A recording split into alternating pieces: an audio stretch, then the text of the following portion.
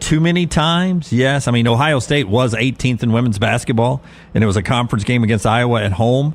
I'm not sure that was a rush to the court type moment. We do it too much now, but to me, it's what separates college athletics and professional athletics, that instant rush onto the court or field. I hate to lose it. I'm 100% with you. I hate to lose it. It's a little easier in basketball because most of the people are right there on the sidelines, and as soon as the game ends, you can kind of cordon off that area. Now, if you go back, I guess it was 2 years ago to the Arkansas-Auburn game when they were coming over the scorer's table and poor Andy and Sonny got, I don't know what you can do about that. They were literally coming over the tables there. I don't want to get rid of it, no. And again, I'll point out, we talked about it after the Alabama-Tennessee game. If you go back and watch the video that you shot, there's a bunch of girls on the front row right there, and the only thing between them and the field is a brick wall. Yeah. And they're pinned against it. If they don't come over that brick wall, they get crushed. Yeah, that was the scary part. Yeah. I mean, they really had no other choice but to come on the field sitting in those seats. And go back to kick six or any other time Auburn beats Alabama at Jordan-Hare, those bushes, people are jumping in the bushes. Yeah. And there's some dangers. I just hate to lose it. I just don't know what the future of it is. I just think we have relatively few issues to be that overly concerned about it. And there's no solution. Oh, what's your solution? How are you going to stop people from rushing the field? To me, they find these schools. The students don't give two rips about the school getting fined. They don't. To me, the only way to do it is redesign the locker room situations to where it's an easy exit off the court and off the field straight into the locker room. Like in the NFL where you can go right behind the bench? Yeah, or down to the side. But like in Tennessee, Alabama had to run through the students. That's right. To get to their locker. At Auburn, if it happens ever at Neville Arena, the visitors will have to come with the students rushing this way. The visitors will have to come cross court as opposed to going out that way. It would take massive, major redesigns of locker rooms and such. That would be the only way to keep. You just have to design it where the students don't intersect with the visiting team exiting. I mean, one of the suggestions was, like in Tennessee's instance, they would have lost their next home game. Alabama would get 3 straight home games in that series, which I think is stupid. Yeah. And on top of that, do you think the fans, the first time Tennessee had beaten Alabama, what was that, 16 years? Do you think any fans are going to go, oh, my God, if we rush the field, we're going to lose a home game, guys. Let's don't rush the field. Don't think they care. They're still going to rush the field. You're not going to stop that. Yeah. There's no way to stop it. And that's exactly right. Tennessee knew it was going to happen. There's nothing you can do about it. Yeah, what are you going to do? Yeah. I mean, you had probably, 5,000 people wanting to rush the field, and you've got 50 security officers? Ended up being more than that. Yeah. I want to save it for the students first, and then, like Clemson does, a very cordial walking onto the field for the adults who want to go onto the field afterwards. The students should be allowed to get out there quickly. We just got to figure out a way to get the visitors off before the game ends somehow, some way. But it'll be a talking point because of what happened again the other night until the next time it happens, and it'll be a talking point again. I just would hate to lose it. It's one of the things. Like I was thinking of just a little bit in the Bills game the other day because them and the Chiefs have become such a rival. And the Bills fans are so insane. I was thinking to myself, if they go to overtime and they win this thing in overtime, is there a chance we get an NFL field rush? And I don't think it would happen. I've never seen one. I don't think it would happen. That's true. I can't think of the last time I've seen it. Well, I think you're going to jail.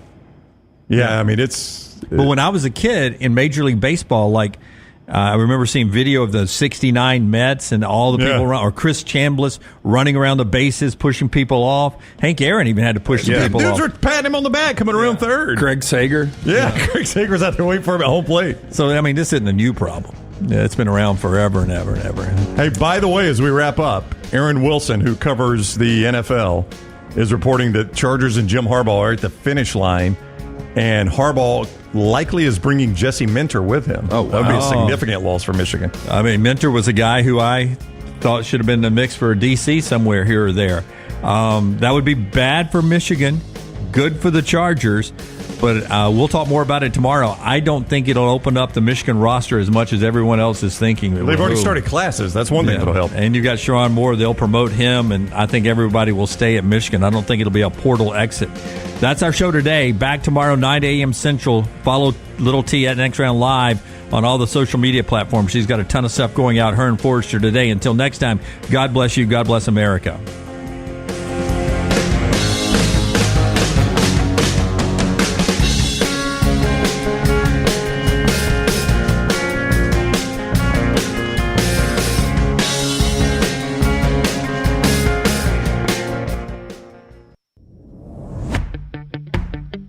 Jim Dunaway, Lance Taylor, Ryan Brown, and Rockstar.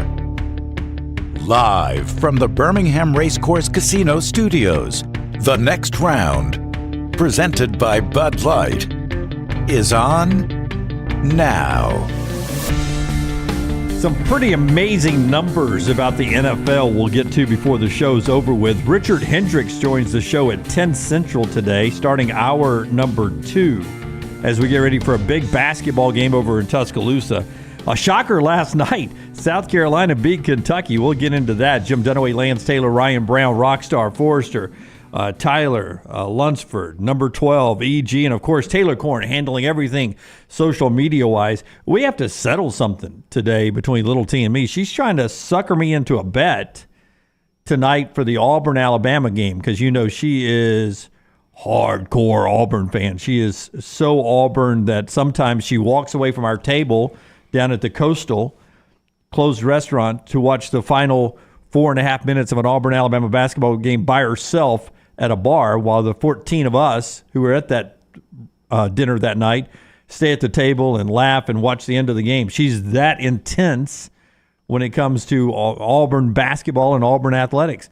I don't know if I should make the bet or not. I mean, Alabama getting points at home, Brown, that's usually pretty good. Is that what the betting line ended up being? If you could bait Taylor into that one, I'd go with it. Yeah, I don't know what Vegas is thinking here. I told you guys yesterday Auburn would be a slight favorite. Nope. At 2.5, this thing opened Bama 2. It's up to Bama 3.5. What's happening, LT? Explain that to me. Well, I mean, Alabama is 9-1 at home. Their one loss coming way back when against Clemson, and their last couple of home wins. I mean, beating Missouri and South Carolina the way they did at home, beat them into submission. So I guess they're just figuring this is a massive home court advantage for Alabama. I just think Auburn's a much better team right now. Well, Vegas clearly doesn't, though, do they? No, I think Vegas. They trend more with like Ken Palm, who says they Alabama, like offensive efficiency. They can more, yeah, with Ken Palm, who say Alabama and Auburn aren't that different, and the record would tell you they are, and some of the recent performances would tell you they are. Ken Palm and the Net, and now Las Vegas are saying, yeah, they're not that different a team, and I tell you, to the naked eye, they do look different. They absolutely do look different. And look, I get it that Auburn has not played the toughest schedule. That's about to change for the Tigers. Even Stephen Pearl brought that up yesterday in his interview with us. It's no mystery that Auburn hasn't played a back-breaking schedule to this point. But they have handled it the way you're supposed to handle when you're playing a lesser team. Like, I've always said that. You know, everybody's like, well, you know, in football, you just beat Vandy. Well, you beat them by 35. That's the way you're supposed to beat Vandy. To your point, they're 5-0 in the SEC. Yeah. All 5 wins by 11 or more points. Yeah, they're blowing double-digit teams wins. out. Yeah, I mean, these teams are not staying close to Auburn, and that's the way you're supposed to beat bad teams. Now, I do want to see Auburn play better teams. And again, the schedule's about to do that for you. You're about to see them play better teams. Well, it is tough to win road games in the SEC. I.e., Kentucky at South Carolina last night. So last night at lanceslog.com, your free play was South Carolina. But they really? Are you serious? But they were catching points. Like, I thought like they would be in the game. Right? I think it went off at 4.5. Yeah. But, you know, they've won 3 consecutive games in Columbia against Kentucky. So for whatever reason, in that venue, they have owned the Wildcats. And this is their highest ranked win at home since they beat number 1 Kentucky 14 years ago on that squad. DeMarcus Cousins, John Wall. Holy crap. But, you know, this South Carolina team, again. They played the NBA East All-Stars? Yeah. This is a pretty good team, and Alabama beat them into submission at Coleman. I do think the number's a little weird. I think it's off. I like Auburn.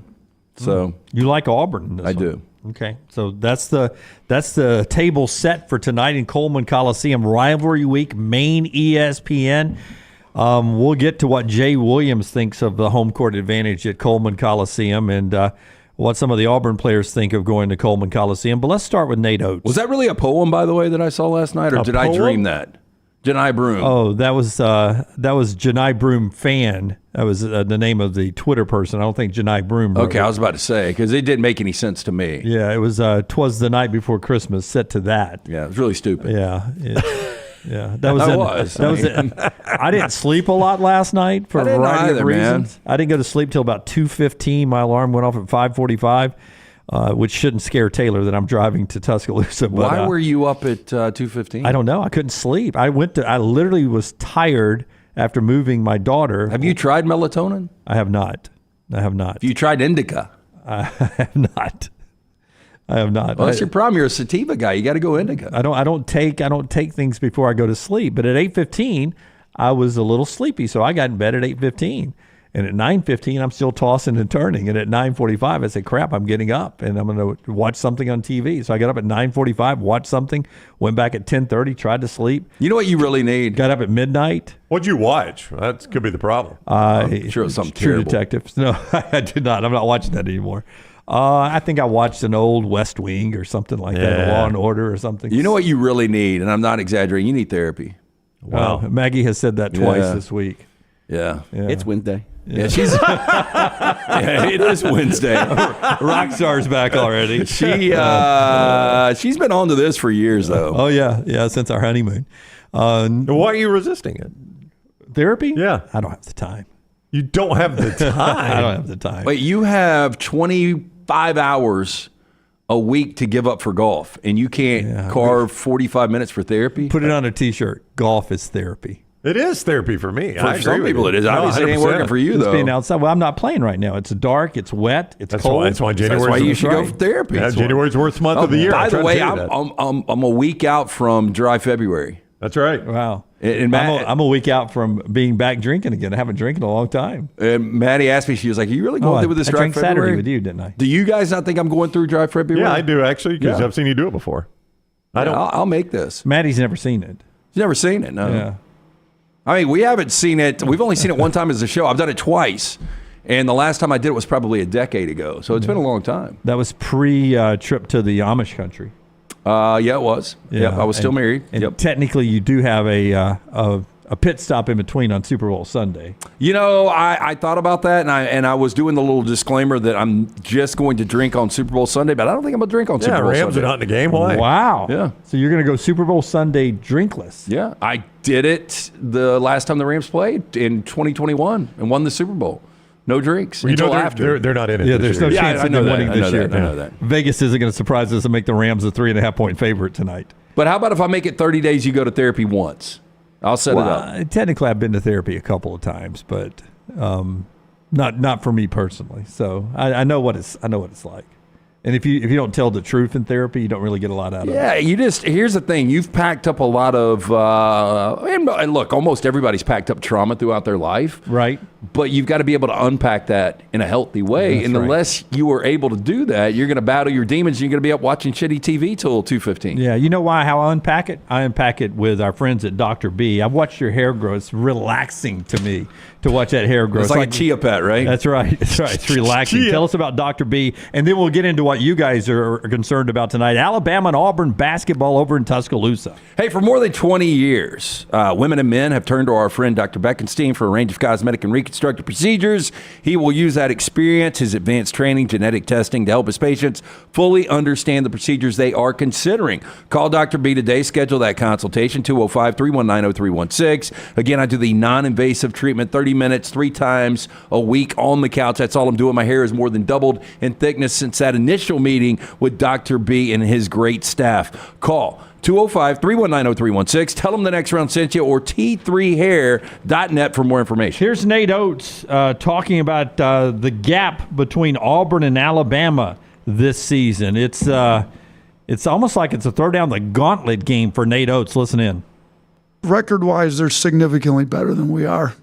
You know, we're 12-6, and they don't have many losses. They're if you look at the metrics, and I've told our guys this, like, okay, that's great. We've blown out some bad teams by a lot, so our efficiency metrics look good. In the games that matter, we're not coming up with enough wins. They've come up with a lot more wins.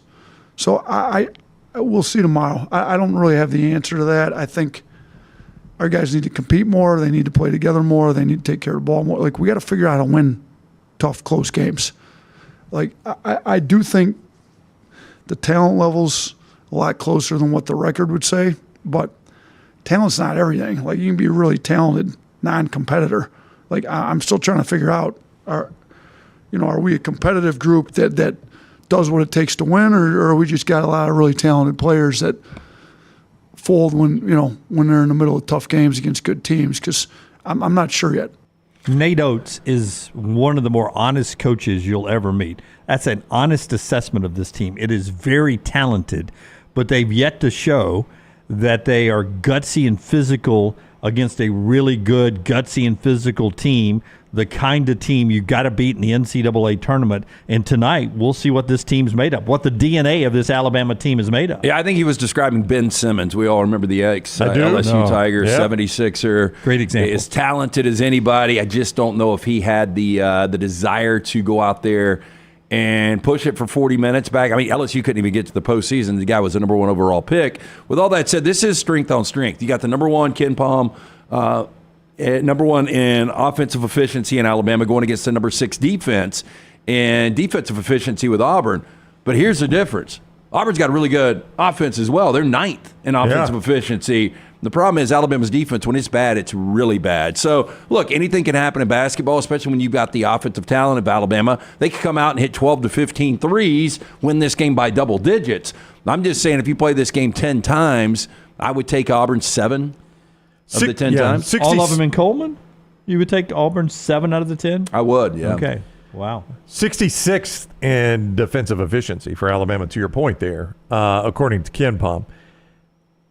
I mean, if you wanted to, and this is overly simplistic, if you wanted to sum up Alabama and Auburn in 2 sentences, you would say Auburn hasn't really beaten anybody good yet, and Alabama hasn't either. That's right. Alabama's played a lot of good teams, to your point. They just haven't beaten them. And that's what Nate Oates just said about his team, and Auburn has kind of said it about their team. And Alabama's played a bunch of good teams. They haven't really beaten any of them. Yeah, I mean, that's the thing. The schedule looks great, and it's one of the reasons the analytics are still there. But you can play Purdue, Creighton, who am I missing? Arizona. Yeah, but if you lose to all of them, it looks nice. Doesn't really matter. But, the thing is, Alabama's not going to be overwhelmed with the talent of Auburn. Yeah. Because they've played these other teams, but sooner or later it's got to come together and you got to win some of these games. Alabama's 2-5 in quad ones. If you want to put that in perspective, Purdue's 7-1, Arizona's 5-3. I mean, that's a lot of quad one games to have played at this point in the year. No, 7 of them. 7 of them. Auburn's got 7 remaining on their schedule at this date. What's Auburn's record versus quad one right now? Well, they're 0-2. 0-2. Yeah. And see, that's the point. They, if you look at quad one games, neither one of them have won a whole lot of them. Alabama's just played more of them. But as you said, playing Vanderbilt in football, you got to beat them soundly. Auburn's won 11 straight, and they have annihilated teams.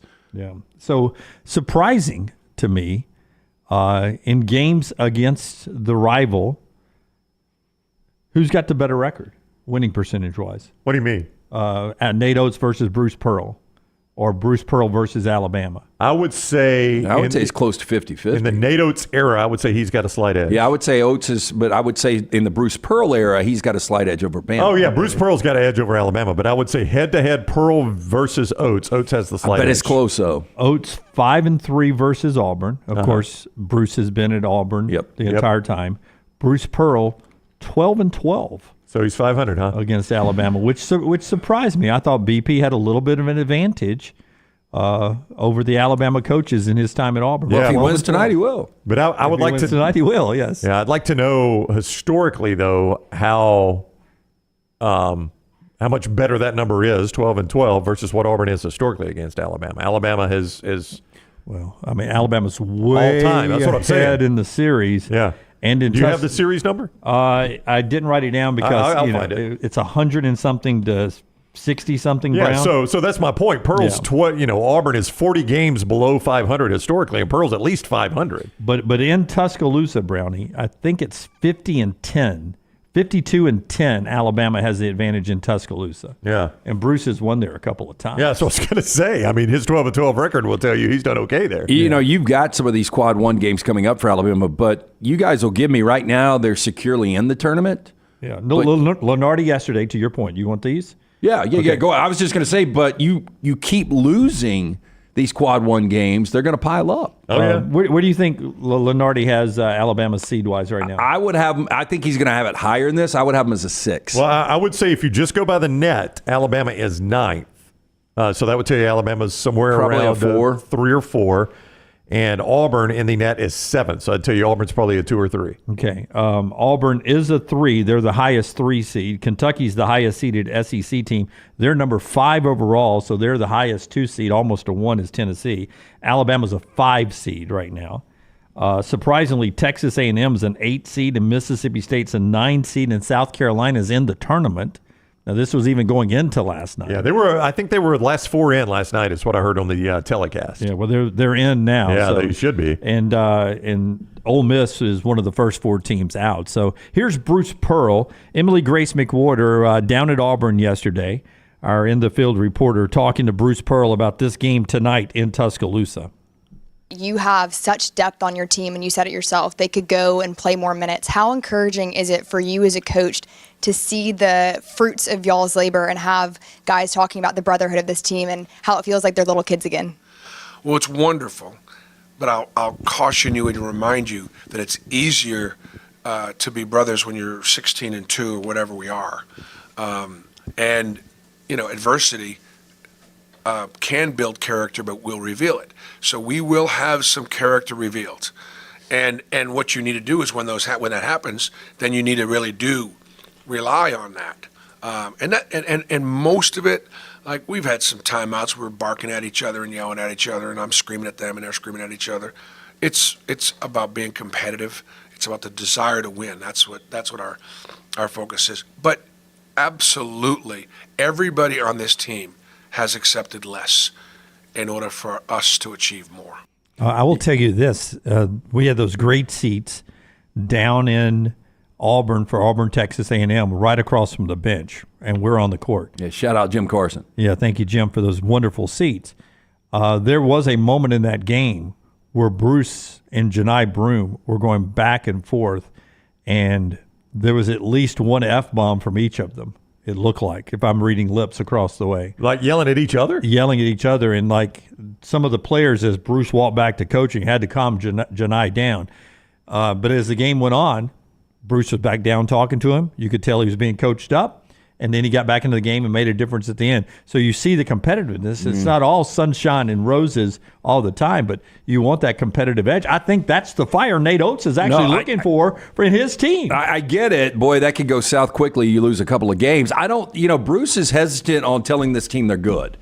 And I don't know what the message is. It's almost like they're waiting for the moment when they lose. Let's say it's tonight, where he can break them down and then build them back up. Because if they lose tonight, he's going to be like, I told these guys they're not that good. They had won 11 consecutive games, but they're not that good yet. Yeah, my neighbor's a big Auburn fan, and I was talking to him as I was getting the last load off that beautiful U-Haul yesterday, putting it in my garage, getting my daughter out of her apartment, and he's like, I'm excited about the game tomorrow night. I said, oh, you going? You got the new baby, you going? He's like, no, I'm going to watch it at home, wish I could go, but I really like this team. He goes, obviously we're going to lose a game or two in the SEC. That's all you lose. I said, dude, if you lose 4 SEC games and go 14-4, you're going to win the league. Yes. You're going to win the league. It'd probably be a 1 or 2 seed. Because I think 14-4 is what Alabama was last year, and they were the regular season champs. I mean, Kentucky's already 4-2. Tennessee's already got a loss. Yeah. I mean, you're going to lose SEC games along. It's just too tough. It's too tough to win them all, right? No, it absolutely is. I mean, it's a tough league, and as Lance said, this shows you look at Kentucky last night at South Carolina. If that game's in Rupp, Kentucky wins that game by 20. Oh, yeah. I mean, it's just weird. That's college basketball, and tonight's point spread just shows you how hard it is to go on the road. Auburn is a 3.5-point dog in Tuscaloosa. It's hard to go on the road. I challenge you this at some point. Lunsford may want to do it. You may want to do it. Brown, you're good at looking stuff up. Find me the best. Thank you, Jim. Thanks, Jim. It's a nice compliment. Yes, thank you. Find me the best ranked road win this basketball season so far. The best win of a ranked team on the road this year. It may have been Houston at BYU last night, number 4 against 21. Oh, there's no way it's that low. But how about find me the best ranked road win against an unranked team, right? Holy crap. My point being, Auburn beating Alabama tonight is going to rise up to one of the best road wins of the year because it is so hard to win on the road at good places. And I'm not talking about the building. I'm talking about places that have good basketball teams. And Houston beating BYU last night is maybe the best road win of the season from a ranked team so far. Where was that Purdue loss? Or did they lose on the road? They were at Nebraska, though, right? Nebraska did not beat them in West Lafayette. No, that's what I'm saying. Yeah. Yeah, Purdue's got they lost at Northwestern and at Nebraska. Yeah. I mean, that just shows you Purdue, a lot of people would say, is the best team in the country right now. And at Northwestern and at Nebraska. Yeah. Kentucky at South Carolina. At South Carolina. Where'd Tennessee lose? Was that at Mississippi State or was that at LSU? It was at LSU. No, it was at State. Don't you remember? That's what won us the Ron Slay sweatshirts. Yeah, I think it might be Kentucky in Chapel Hill over North Carolina. That's probably was that an actual Chapel Hill game? I think it was. Or was it was. Madison Square Garden or something like that? I'll tell you right now. It was during football season, so don't debunk my find here. Yeah. My point being, Houston, BYU last night, and Auburn will get you into the conversation tonight if they win in Tuscaloosa. 6:30 ESPN on both the Crimson Tide and the Auburn radio networks, with Andy Burcham on the Auburn broadcast and our buddy Chris Stewart on the Crimson Tide Sports Network broadcast. It was in Atlanta? Atlanta. I thought it was a neutral site game. It was absolutely in You know what's Atlanta. interesting is that used to always be on the same day as the SEC championship game in Atlanta. Yep. Okay, I'm going to keep searching. Keep searching, my man, but don't let it get in the way too much fun today because New York Butcher Shop is getting ready for the big game tonight. How about swinging by there, getting a steak, grill it up, sit down for dinner in front of the tube, watching Bama and Auburn hoops right there at 6:30 on ESPN. Tell us about New York Butcher. Yeah, stop and see Jim and the fine folks there. Two great locations, the original in Cahaba Heights, Highway 119 in Greystone. Don't forget about the huge deli sandwiches for lunch. You're going to absolutely love that. They got the sandwich station. You can build it exactly how you want. But they also have the finest and certified Angus prime beef steaks, burgers, premium pork chops, ribs, all natural chicken cut to order just for you with a great selection of fine wines and dessert. New York Butcher Shop, one-stop dinner shop. New York Butcher Shop, rare quality, well-done service. Easy to drink, easy to enjoy. Bud Light, they're a proud sponsor of our show. So, too, is the Birmingham Racecourse Casino Studios that we broadcast from here.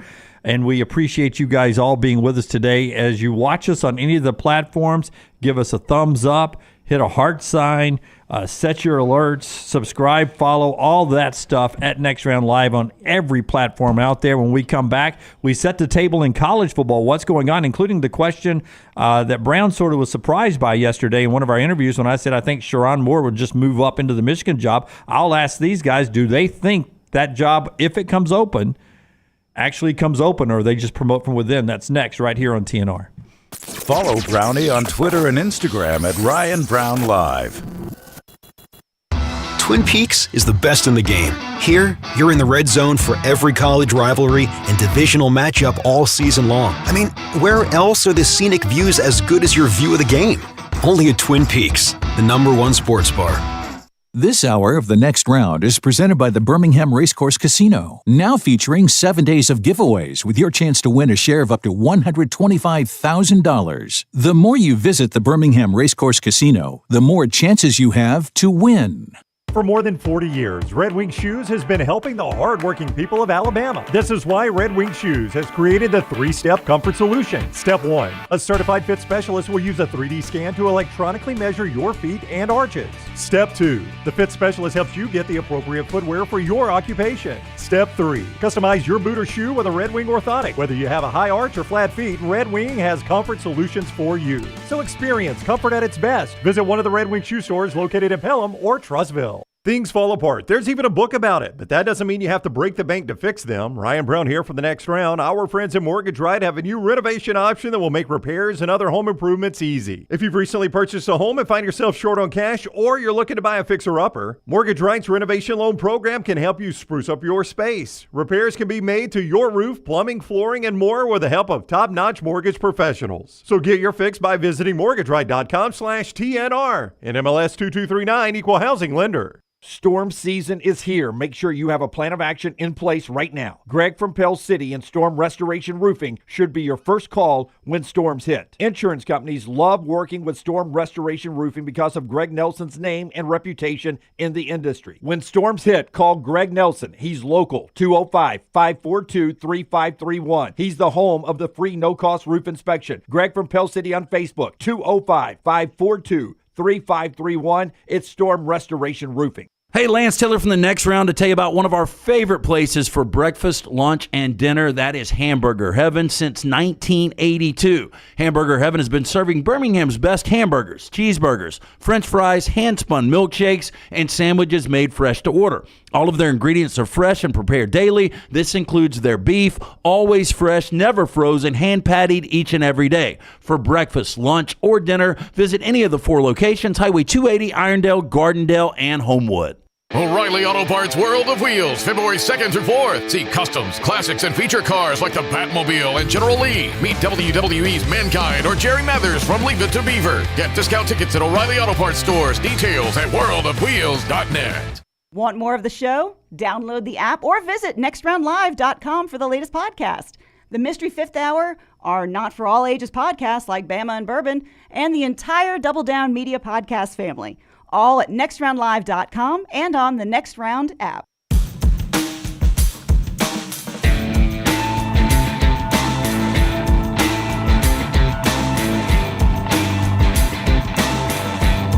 That beautiful mind on the back row, John Lunsford. The man who just amazed me in a PowerPoint presentation the other day to the point where I'm still looking up words that he talked about.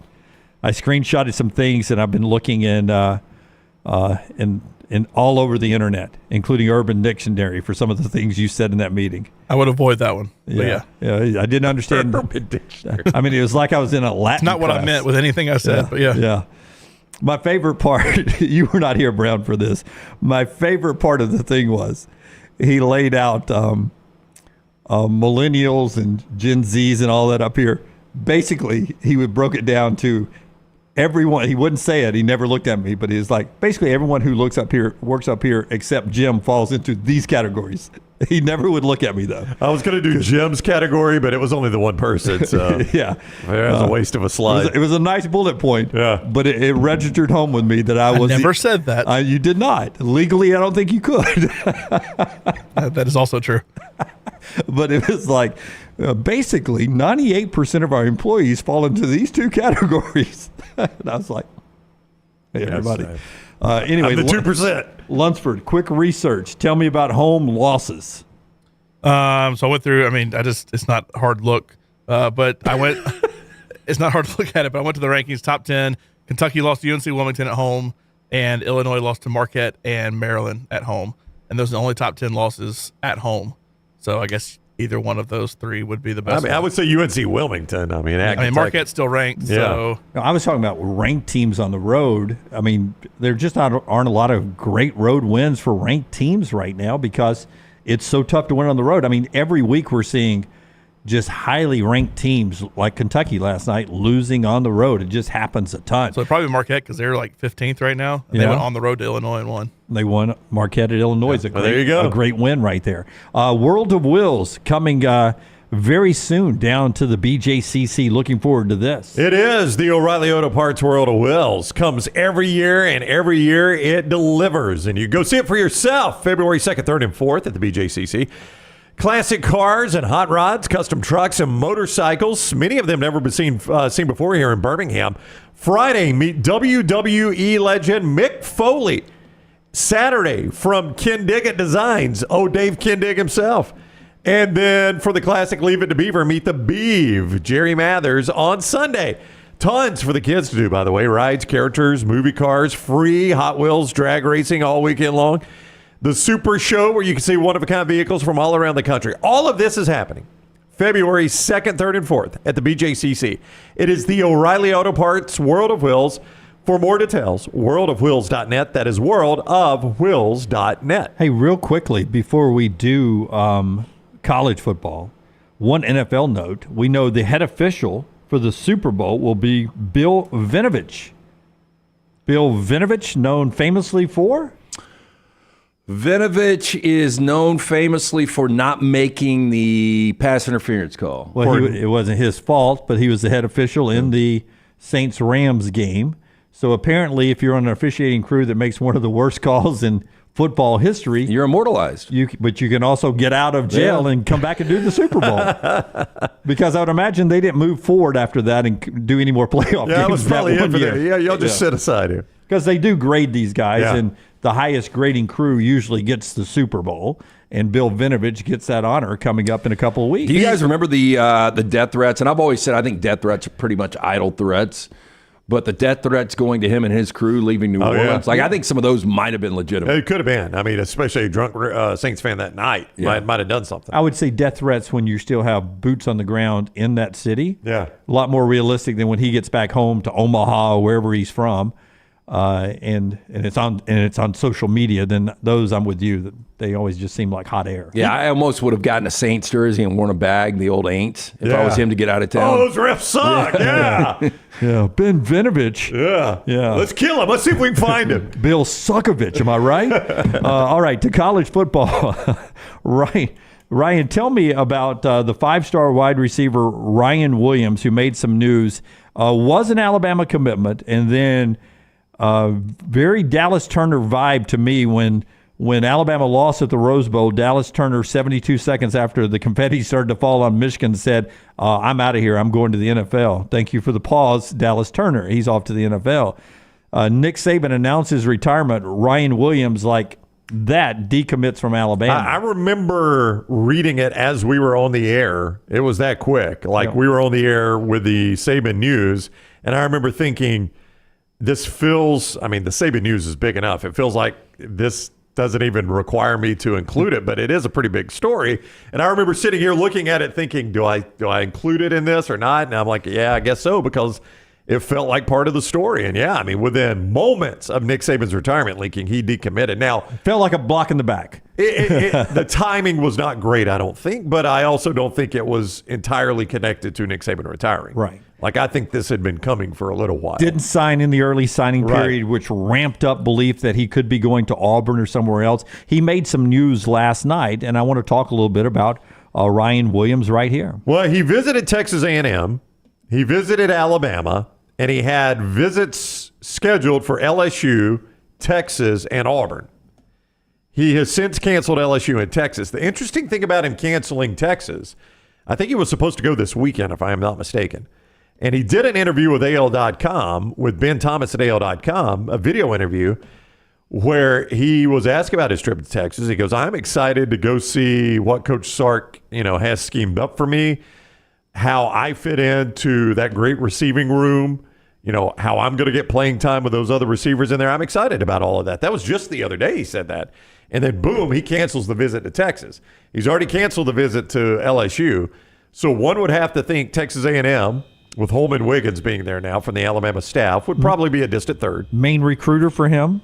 Don't know. And Alabama and Auburn are probably your primaries, and he's going to go to Auburn right before he makes his announcement. I think February 2nd. Yeah, and we've heard that Auburn is going to bid whatever they need to get Ryan Williams. And you look at On 3, they kind of break down, and I've said this with the transfer portal, where they think the lean is.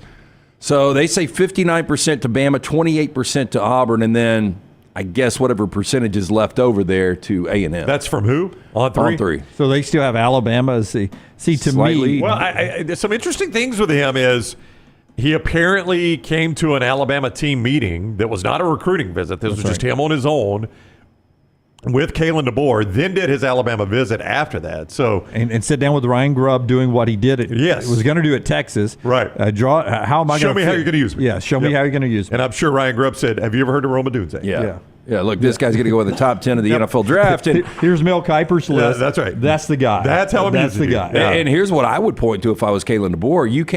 You're coming here to not only get to the next level and better yourself with your NFL career, but you also want to win a national championship. The last time Alabama won a national championship, they had a dominant receiver. There is a correlation between Alabama not winning a championship and where we are right now. And I think a good part of it is they haven't had the Devontae Smith, the Jerry Jeudy, the Henry Ruggs. Yeah. They just had the Jamison Williams. Now, Auburn's got a great recruiting class of receivers already down on the plains, but this guy's been described as instant impact like Percy Harvin at Florida. that he will be that diverse, that talented, and be used in diverse ways. Slots, outside receiver, maybe even out of the backfield, reverse run. This guy can do it all, apparently. Well, I would say, and I forgot who it was that told me that this is the best-looking receiver they've seen out of this state since Julio Jones. And if Hugh Freeze gets Ryan Williams, Cam Coleman and Ryan Williams will be your go-to guys day one. If Hugh Freeze gets, well, either coach that gets him will fill, and the reason I was going to say Hugh Freeze is because it'd be year 2 and it would match up. It will feel like when Saban got Julio Jones. Yeah. That was one of the first big recruits Nick Saban got where you're like, okay, I'd always heard this guy could recruit, and here you go. I mean, this is a massive, massive player. Yeah. And it would be year 2 for Hugh Freeze. The only reason I was going to say that, but it'd be the same for Kalen DeBoer. If he gets him, it'll feel the same way. At a period of time, it's been 17 years now, so we probably should revisit it. At a period of time when Nick Saban got Julio Jones, that talented receivers, especially from that region of the state or of the country down on the Gulf Coast, were going to places like Florida, Florida State, LSU, other places. They were not coming to Alabama, even though their zip code was in the state of Alabama. They weren't coming here. Yeah, it was far from a lock that Alabama would get a guy out of the Mobile Foley area down there where Julio Jones was. And Nick Saban won that battle, and everybody's like, okay, I've heard this. And then, Julio was what he was. It paid off. My gut, and no scientific information or no inside information here, and I don't have any science to back this up. He's going to go to Auburn. I really believe that. And at that last visit, I was joking with Forrester earlier. Forrester, I think, believes he's not coming to Auburn. Is that right, Forrester? You don't believe he's coming to Auburn? No, I believe he's going to stick with Alabama.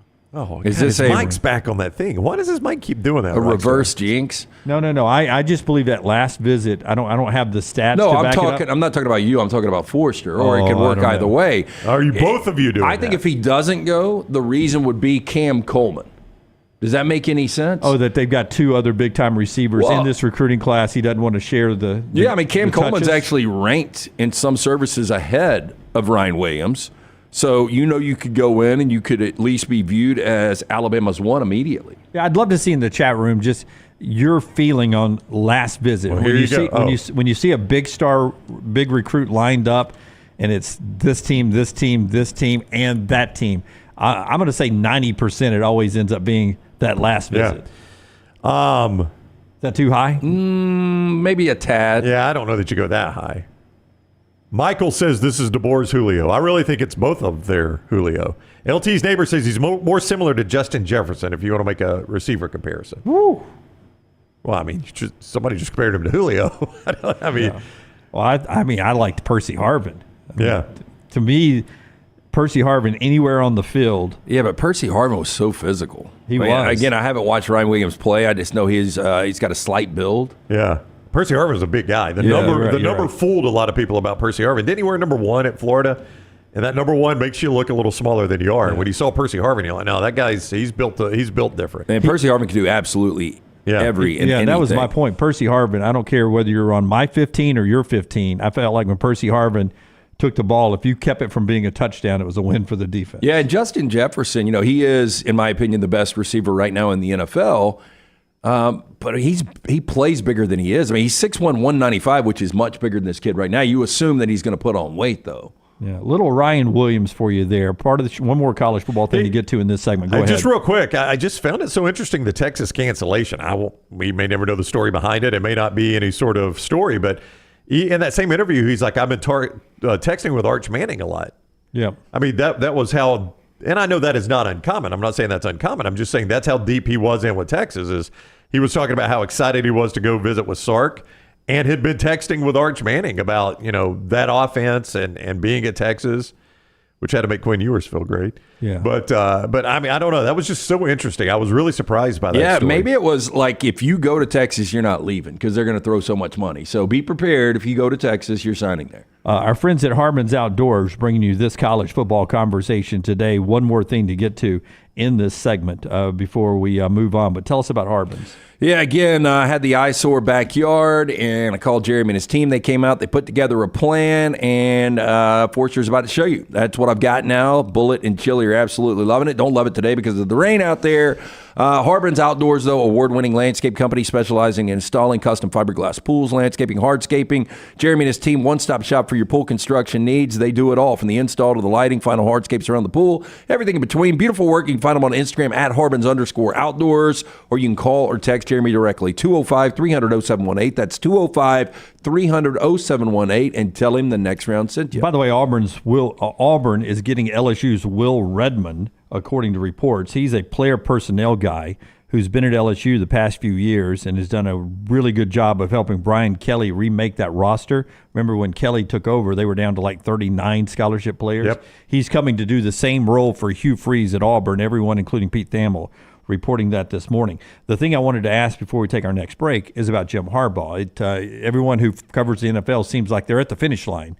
Harbaugh and the Chargers, they just have a couple I's and a T to cross, and dot a couple I's and cross a T, and they'll be done, and he'll be the head coach of the Chargers. So my question to you is, if that happens, if he does take this NFL job with Los Angeles or Atlanta or anywhere else, you seem to be a little surprised yesterday that I thought Sherrone Moore would just instantly go up and they wouldn't really open the job up. I think that'd be a huge mistake. Do you think Brian Kelly is a guy that would be in the mix? I mentioned him losing his player personnel guy. Yeah, I mean, why would you not at least see who's interested? Like, you can hire Sherrone Moore at any moment, and you may think he's the best guy, but you also don't know who's interested. Yeah, and he doesn't have to know that you're, throwing even the if he fillers does, out there. what's he care? Yeah, he's not going to do it. He's not going to be like, I'm not going to take I'm not taking the Michigan He's not going to pull a T-Rob. Well, the biggest concern would be you wouldn't want players to exit, but you made a point yesterday, classes that started, they may not be able to free flow out like what happened to Alabama. Like, I guarantee you, if Nick Saban announced his retirement today, if he had waited till today, you would not have the mass number of exits in the transfer portal that you had. Now, eventually you may, but once classes have started, it really doesn't benefit you to jump in the portal right now. You've already missed enrollment at wherever you want to go, and you've already started classes at your place. You may as well just wait till spring. And so I don't think it's going to be as bad for Michigan, no matter when they do it now that classes have started everywhere. They're probably going to retain most of that roster. You're going to see very few guys, I would think, I could be surprised by this, very few guys jump in the portal on that 30-day rule. So you got time to look for somebody. Yeah, look, and there's a lot of people that believe this is Brian Kelly's dream job, coaching at Central Michigan back in the day. And Michigan is, not LSU, not Notre Dame, but Michigan. Now, to me, it would look like Brian Kelly is running from this. I know he played in the SEC championship in year one, and in year two he had a Heisman Trophy winning quarterback. But if he was to bolt to the Big Ten, I think people would be like, what the hell? But he might not care about that. I would imagine he But if doesn't. I'm Ward Manuel and I know I can hire Brian Kelly, I would think 95% of Michigan fans would rather have Brian Kelly if they're smart. I mean, Moore might end up being the next Saban. But Brian Kelly is established. He is one of the top 5 to 10 coaches, no doubt about it. Now, I would have to say, this has been out there a while. I'm sure Ward Manuel probably knows who's interested in this job. I don't think there's anybody that's going to surprise him. I'm sure every agent in America has let him know what guys they have on their roster that would take that job. Michigan in the Big Ten, even the new Big Ten with USC, Oregon, Washington, where are they in the pecking order? I'm not talking about next year, but all time. I know they're the winningest program. They're the national champs. I would say still 1 or 2. Yeah, I would go 2 right now, just based on the fact that they just won a national championship. They've been in 3 consecutive college football playoffs, and your newcomer USC, they've never been in one. Oregon's only been in one. And LSU historically is not that in the SEC. No, I mean, even at their height. Yeah. LSU's really good. Yeah. And a really good program. And they're top, wherever you want to draw it, top 10, top 15, top 20. But Michigan is higher than LSU as far as football programs. He'd be taking over a better job than the LSU job, right? I would like my odds of making the college football playoff at Michigan more than I would at LSU on a regular basis. Yeah. And that's the LSU job's a fantastic job. That's actually more of a reflection on how difficult I think it will be in the SEC versus the Big Ten. You're good at age. Royal Payne says Kelly's age. 61. Don't think he would want to restart over again. 61? That sounds right. Yeah, I would say 61, 62. But you're not starting at the bottom either. You're not taking over an Ed Orgeron LSU. You're taking over a national champion Michigan. There is a bit of a difference there. Edward O. Nuss Bus Driver, LSU fan. Michigan is not higher than LSU, LOL, he says there. Yeah, I would disagree with him on that. Yeah. Bobby says Michigan is not a better job than LSU. I'm not Please stop. saying better job. Yeah, I think it's easier to get to a college football It's easier to get playoff. to a college football playoff there. And if that's the only thing you rate jobs on, then we would have a discussion. Just pull LSU schedule, or I'll pull LSU's, you pull Michigan's, and just this year. Yeah. I got LSU schedule. You tell me what's more difficult, LSU schedule. You're or talking about their Michigan? upcoming or the one they just played? No, just give me what Michigan's got in 24, Okay, and I'll give you, got you. or I'll give you LSU's. Yeah. Edward says way easier to recruit at LSU. Royal Payne, That's true. LSU recruiting easier. Here's the That's LSU true. schedule on your screen right now. USC, the opener with Las Vegas. That's a Big Ten team. Well, they both play USC. Yep. Oddly. Roll through it. LSU's got at South Carolina. Yep. Mm-hmm. They've got UCLA. They've got South Alabama out of conference. They've got Ole Miss. They go to Arkansas. They go to College Station. They've got Bama. They go to Florida. Vanderbilt is their layup, and then they've got Oklahoma to close the season in Baton Rouge. Michigan host Fresno, host Texas, host Arkansas State, host USC, host Minnesota. My God, did they ever play a road game? They're at Washington, bye week at Illinois, host Michigan State, host Oregon, at Indiana, host Northwestern, at Ohio State. More difficult than I thought. My gosh, how did they get that many home games? Joel Klatt, that way he can rent instead of staying in a hotel. He can just rent an apartment there. All right. Interesting to keep an eye on the hardball and what Michigan ends up doing, and if it really opens up or if they just promote Sharon Moore, who was 4-0 as an acting head coach this past year of the national champions. Keep that in mind, too. Maybe a little groundwork laid there. Show being brought to you by our friends at Hemp Hill, your heating, your cooling, and your plumbing providers. My mom had a problem yesterday with the old thermostat, so called Andrew at Hemp Hill Services. They are out there right now, 205-229-2090. I don't know anybody that calls them more than I do, but these guys are fantastic since 1954. Trust the name that Birmingham has trusted for all of your heating, cooling, and plumbing needs. It is Hemp Hill Services. Hard to stop a train. For more information, hemphillservices.com. Follow Dunaway on Twitter and Instagram at Jim Dunaway.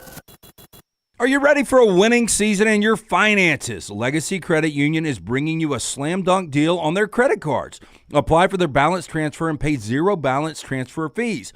That's right, there is no balance transfer fees, and they're offering a jaw-dropping 2.99% APR for the first 6 months. Whether you're looking to clear the cord of those holiday expenses or just wanting to streamline your finances, apply online today, LegacyCreditUnion.com. Annual percentage rate, terms and conditions may apply. See Credit Union for details. Federally insured by the NCUA. When it comes to great clothing, I love comfortable clothing that I can also wear to the golf course or anywhere I go. I get that from Rhoback. Ryan Brown here for the next round. Whether it is the softest hoodies you'll ever find, they're great quarter zips, the polos, the pants, the crew necks, you can get them all at Rhoback.com, and we're helping you save. Your first order at Rhoback.com can get a 20% discount when you use code TNR20. That is Rhoback.com, code TNR20 for 20% off your initial order at Rhoback.com. Hey, Lance Taylor from the next round to tell you about our friends at Gutter Cap. Gutter Cap's that patented aluminum cover system that fits over most existing gutters to keep out debris and eliminate that gutter cleaning. It's backed with a lifetime warranty, almost 20-year service record right here in Birmingham. Stay off that dangerous ladder forever. 45% off the retail price now if you call GutterCapBirmingham.com. Call my good friend Chris Stewart now, 205-823-2212. Cap it, don't snap it. It's Gutter Cap. The Double Down Media podcast family is live and full of content for all ages. The Mystery Fifth Hour gives the next round host a chance to talk about everything but sports. Pour a glass of Bama and bourbon, our weekly college football conversation, while sipping on some of the most interesting pours in the bourbon world. And in our Not For All Ages podcast, The Last Call, LT takes off the gloves for in-depth conversations with stars like Taylor Hicks, presented by Redmont Vodka. Find these podcasts and more by searching The Next Round on Apple, Spotify, and on our website, nextroundlive.com. Stop by the New York Butcher Shop and pick up the finest in certified Angus prime beef steaks and burgers, premium pork chops, ribs, and all-natural chicken cut to order just for you. Their chef-prepared entrees and side dishes are the perfect dinner-to-go choice for your family and are ready to heat at home. With a great selection of fine wines and desserts, the New York Butcher Shop is your one-stop dinner shop. 2 locations to serve you, Cahaba Heights and on Highway 119 in Greystone. The New York Butcher Shop, rare quality, well-done service. Ryan Brown here for the next round with a question for you. Are you on the bandwagon yet? Bandwagon wants to invite you to one of their 3 retail locations in Birmingham for all your holiday shopping. Bandwagon has the top brands in sporting goods, athleisure, and lifestyle apparel. You can check your entire family off the list at Bandwagon with brands like Task, Bird Dog, and Varley, plus the best in sports equipment. Visit the Bandwagon locations in Cahaba Heights, Homewood, and Trustville, or online, bandwagonsports.com. Next round listeners, it's time to jump on the bandwagon.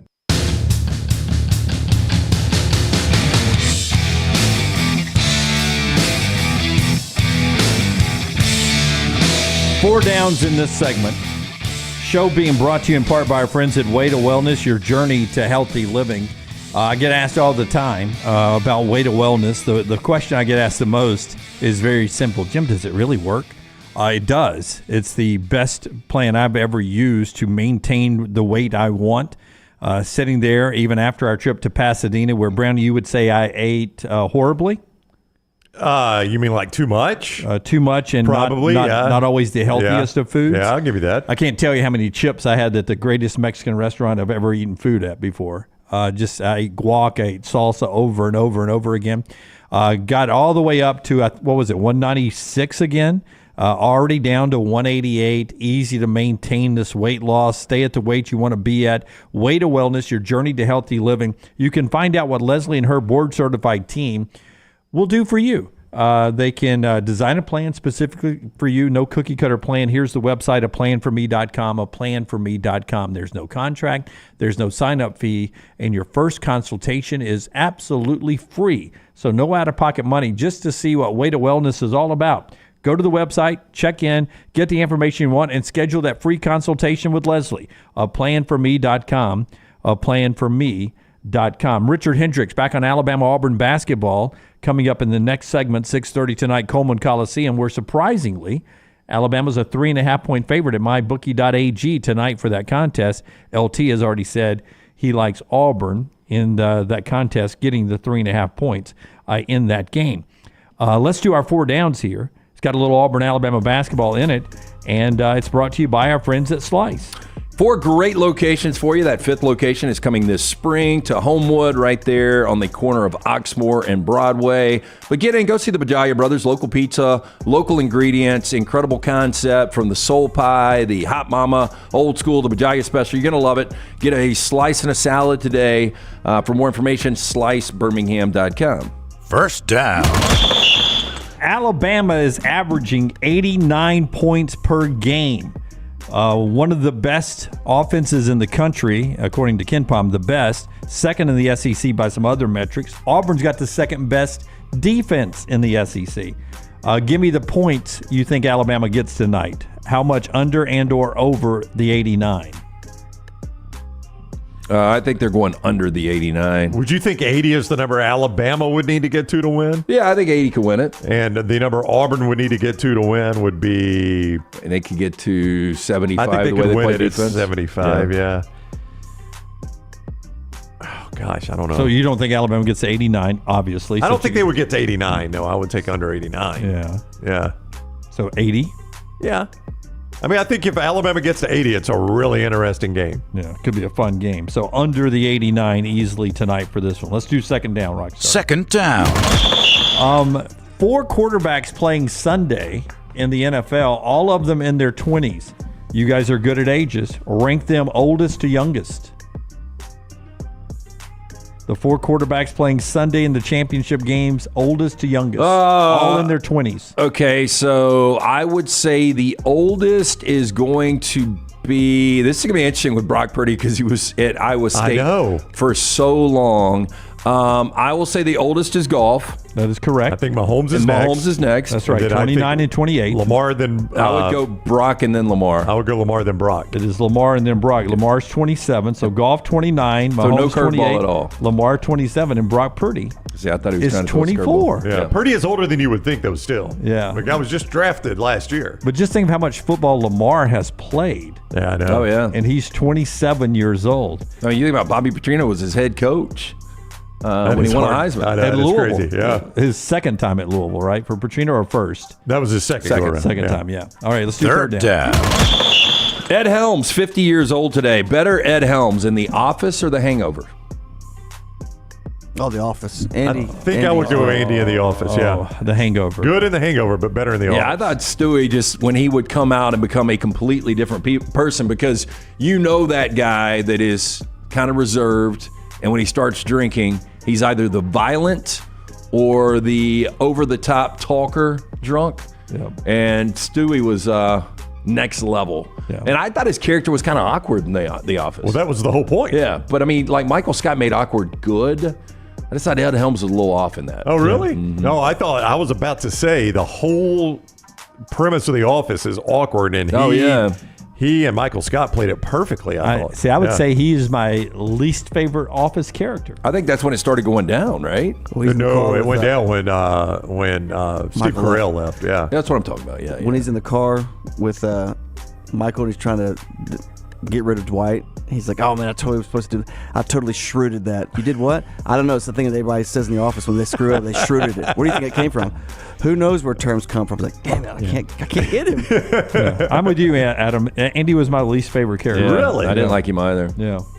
But I've only seen probably a third of all the Offices. I've seen them all. I thought he was so good. 4th down.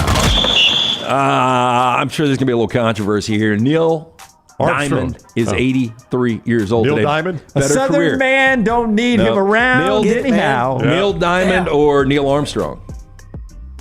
It's going to be Neil Armstrong. He's walked on the moon. Neil Diamond hasn't. Yeah, that's how I'm going to break that tie. But I would say this: Neil Diamond's got 10 number ones. Not Neil on the moon. Armstrong's got 0. The 0 on the moon. Yeah, And how many number ones do you have to get on Earth to? Let me ask you this: walking on the moon. Would you rather have $300 million or walk on the moon? I'd rather have $300 million. Because that's Neil Diamond. Yeah. Yeah. I could give two shits about walking on the moon. Well, it'd be fun, but like I'd if rather you have told me right 300 now, you million. can go to the Maldives. We're going to give you a week in the Maldives and teleport you there. Wait, or are we you talking can have Neil Diamond? You can have 2 hours. Neil Diamond's music's That terrible. away, you can have 2 hours on the moon. Or Maldives? Yeah. A week? Yeah. No, that's not included. You're the first. Yeah. Not because I'm just going like you're the first on the moon. No, I Okay, would how take a about week this? in the Maldives over 2 hours on the moon. Yeah, you could give me 2 hours on Pluto.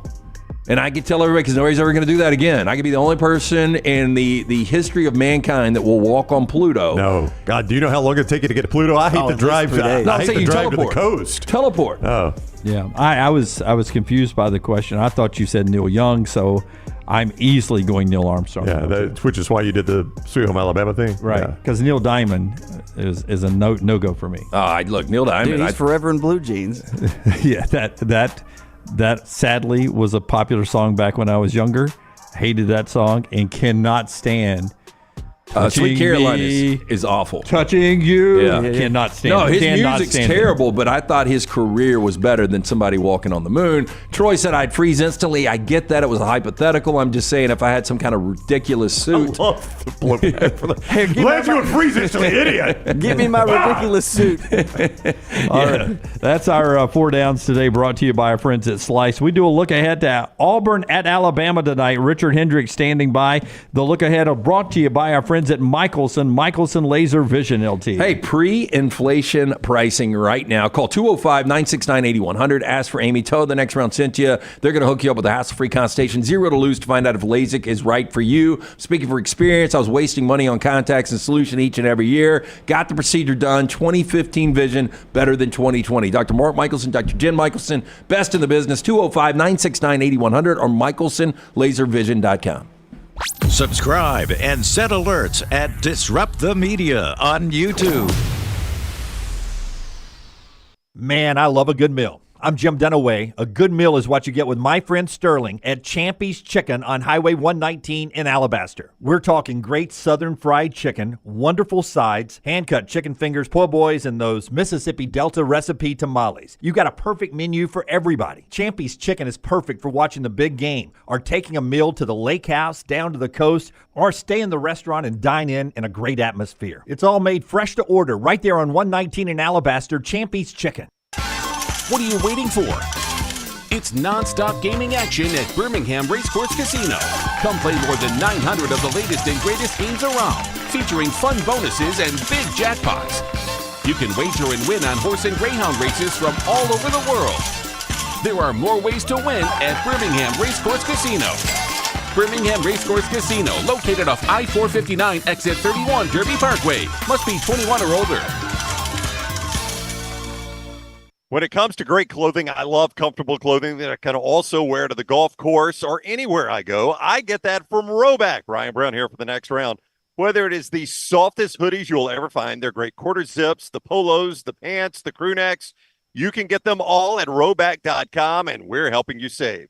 Your first order at Roback.com can get a 20% discount when you use code TNR20.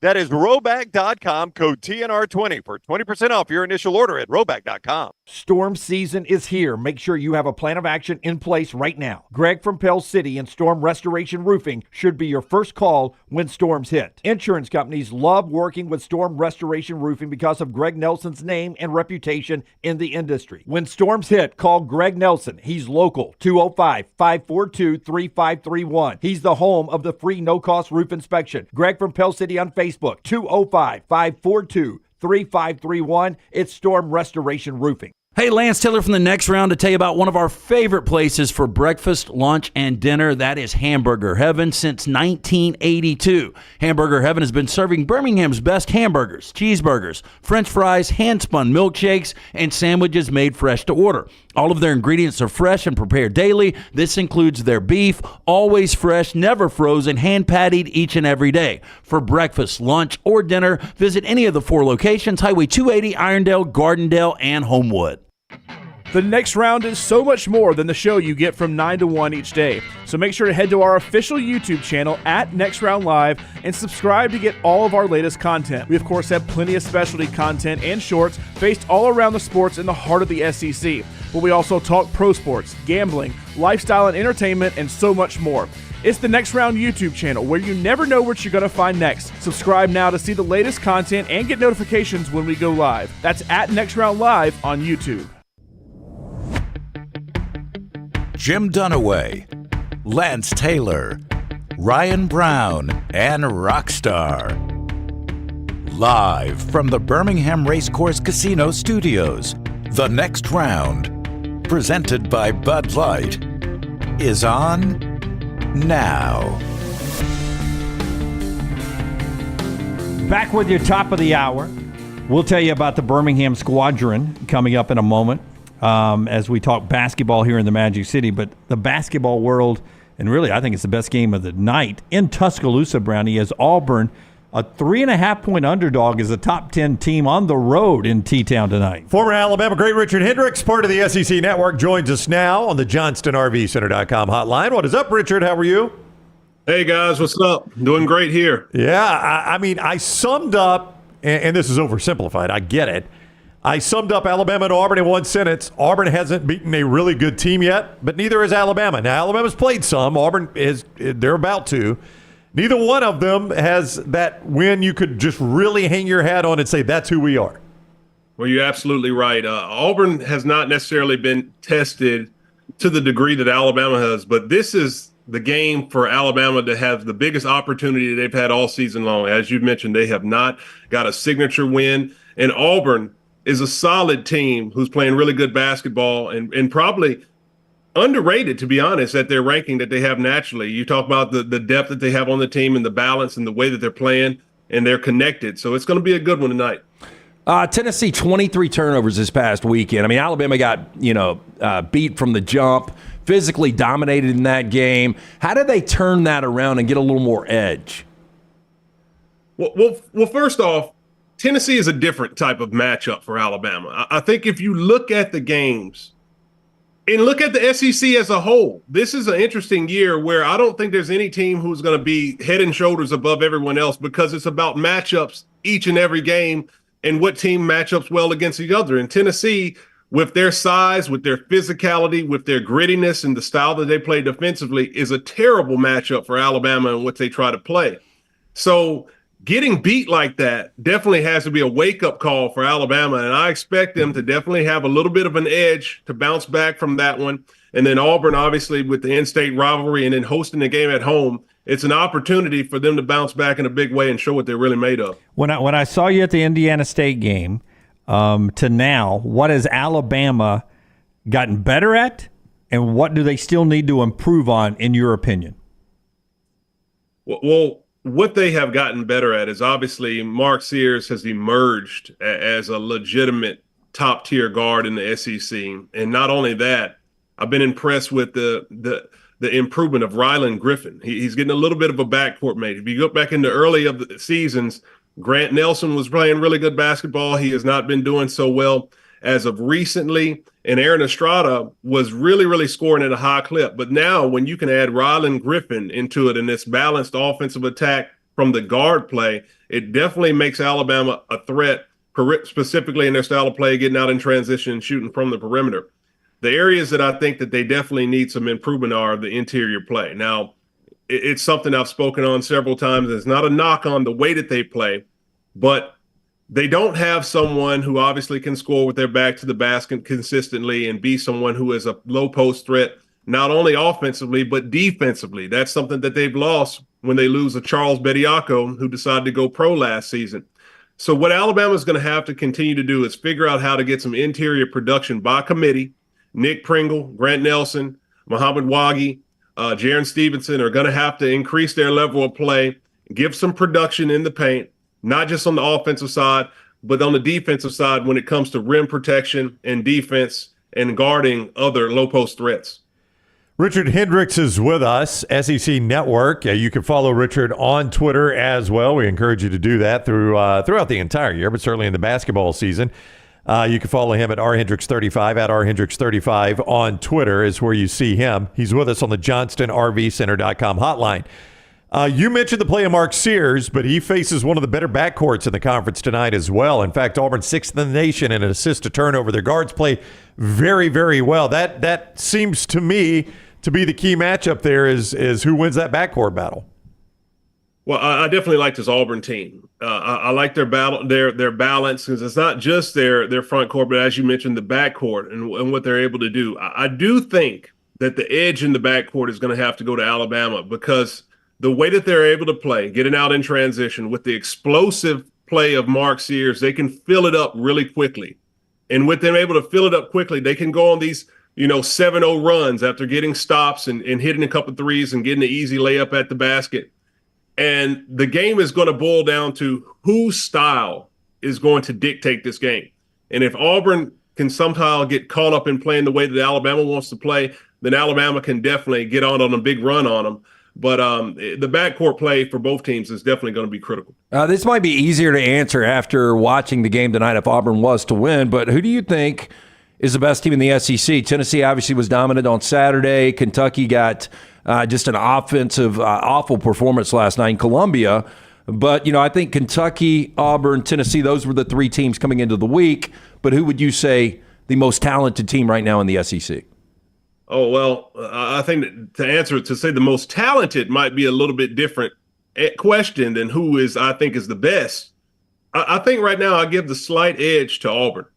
The reason I do that is because when I look at the league, I've said this for weeks on weeks, I think it's wide open. I think this is not a year where you're going to see a team out there going 16-2 and winning the conference, or maybe even 17-1. Teams are going to take lumps because of the matchups that they have across the board when they run into different teams. But I would have to go with Auburn slightly ahead above Tennessee. Alabama would have to come in there next, and then I would go with Kentucky and Alabama kind of on that same tier. Kentucky has a lot of talent. But if you look at college basketball, what really takes to win, you have to be older and you have to have some maturity. And I don't think that the Wildcats have that. They have a lot of freshmen out there on the court who are really talented. But at some point, as you see like last night against South Carolina, who has some age on their roster, they were able to take their lumps. So I think Auburn, if you talk about playing 10 deep, they're balanced. Their leading scorer in Janai Broome only averages 23 minutes a game. So when you talk about a team that can play 10 deep, and everyone is connected, understanding their roles, coming in and seems to be playing for Auburn, it makes them a dangerous team to add that along with their maturity. Which one of the new faces for Alabama is starting to impress you more and more? Who's growing into their role? Because it's a very different looking roster than we saw last year. Which one of the guys that, as we move into February, is starting to find his footing in this rotation for the Tide? Well, I'd have to go with Latrell Wrightsell would be the guy that I would point to, because he can give you some instant offense coming off the bench, as well as he does a really good job of picking up his man one-on-one defensively and can do a good job of containing dribble penetration. So when you talk about him being able to hit threes, play with the ball, play without the ball, and then defend, that's an attribute that you really need as you move forward in the season. But there's a lot of areas that if Alabama wants to continue to be, a strong contender to get back to the NCAA tournament and make that long run that they want, they'll definitely have to shore up a few areas. So you played, obviously, a ton of road games in the SEC, and we were just talking about how hard it is to find good college road wins. Like, you go try to make a case for a team that has had a good road win. They just don't happen. Can you, for those of us who have never done it, talk to us about why it is so difficult to win on the road? Like, a lot of people are surprised Alabama's a 3.5-point favorite tonight. A lot of that has to do with the fact the game's at Coleman Coliseum. Well, winning on the road is a challenge for many reasons. And obviously different arenas. You talk about the Alabama and Auburn rivalry. Beard Eves compared to Neville Arena is something different from when I was playing back in the day. But at the same time, playing on the road, it's a challenge because you're going into a different environment. You have different rims that you're not familiar with. They might have different basketballs that they might play with. At the same time, for college basketball players, and even you see this on the high school level, being excited to play, having a lot of energy based on just your enthusiasm and the adrenaline can really count for a 3 to 4, 5, 6 point difference. And when the crowd is getting into it and when they're rocking and teams get on a run, it really is difficult for opposing teams to overcome that. And so that's why it's important that you have to be really good and disciplined. You have to be mature. You have to be able to handle it and not fall into the traps and to fall into what the home court does. But at the same time, when you're the home team, you have to ride those waves. And that's what, a lot of teams makes it more difficult to win when you're on the road. When you were playing, the worst rims in the SEC were? Mississippi State. Really? Yeah. We struggled. We could not ever get a win in Starkville. I mean, a tough place to play, always a rivalry. At that time, you go back to that era, Alabama and Mississippi State had a lot of tough games. And, Auburn didn't necessarily have the home court advantage that they have now. I mean, you played at Beard Eves, and it wasn't, the fan base that they have now in Neville Arena. But those games against Mississippi State seemed to always come down to the end of the season for us to who was going to win the West. And it just always happened that we had a road game at the end of the season in Starkville, and it was just hard to really get manufactured buckets. But it was a different style of game. You're talking about now the way people play, they're shooting threes, they run up and down. People grind it out. You played games in the 60s. You had 2 and 3 players in the low post. Different type of game. So the physicality was something that made it more difficult to really be effective. The really good news there, though, is Mark Gottfried and Rick Stansberry really liked each other, and it was just kind of a congenial atmosphere between those two, right? Absolutely. I'm sure they made sure to meet up right after the game for drinks or something like that. And I'm sure they were the best buddies. I don't think there's any love lost there. Richard, thank you very much for your insight. We always appreciate the time. We encourage everyone to go follow Richard at Hendrix35 and see him on the SEC Network. Thank you, Richard. Thank y'all for having me. All right, buddy. Always fun. Richard Hendrix with us on the JohnstonRVCenter.com hotline. And more from both campuses in just a second. But I want to remind you, the Birmingham Squadron back in action tonight on the road. You can watch their games on My 68 locally in the Birmingham market. And a good chance for you, your Sunday school class, your church group, or just your family to go catch a Squadron game this weekend. Sunday afternoon, a 3 o'clock Sunday afternoon game. It is Faith and Family Day with the Birmingham Squadron. Special tickets there for your church groups, big groups, and all of that. You can get details at birminghamsquadron.com, birminghamsquadron.com, and also at the door at Legacy Arena. Anytime the Squadron's at home, easy to get a ticket right there at the arena and walk right in and enjoy professional basketball, G League style.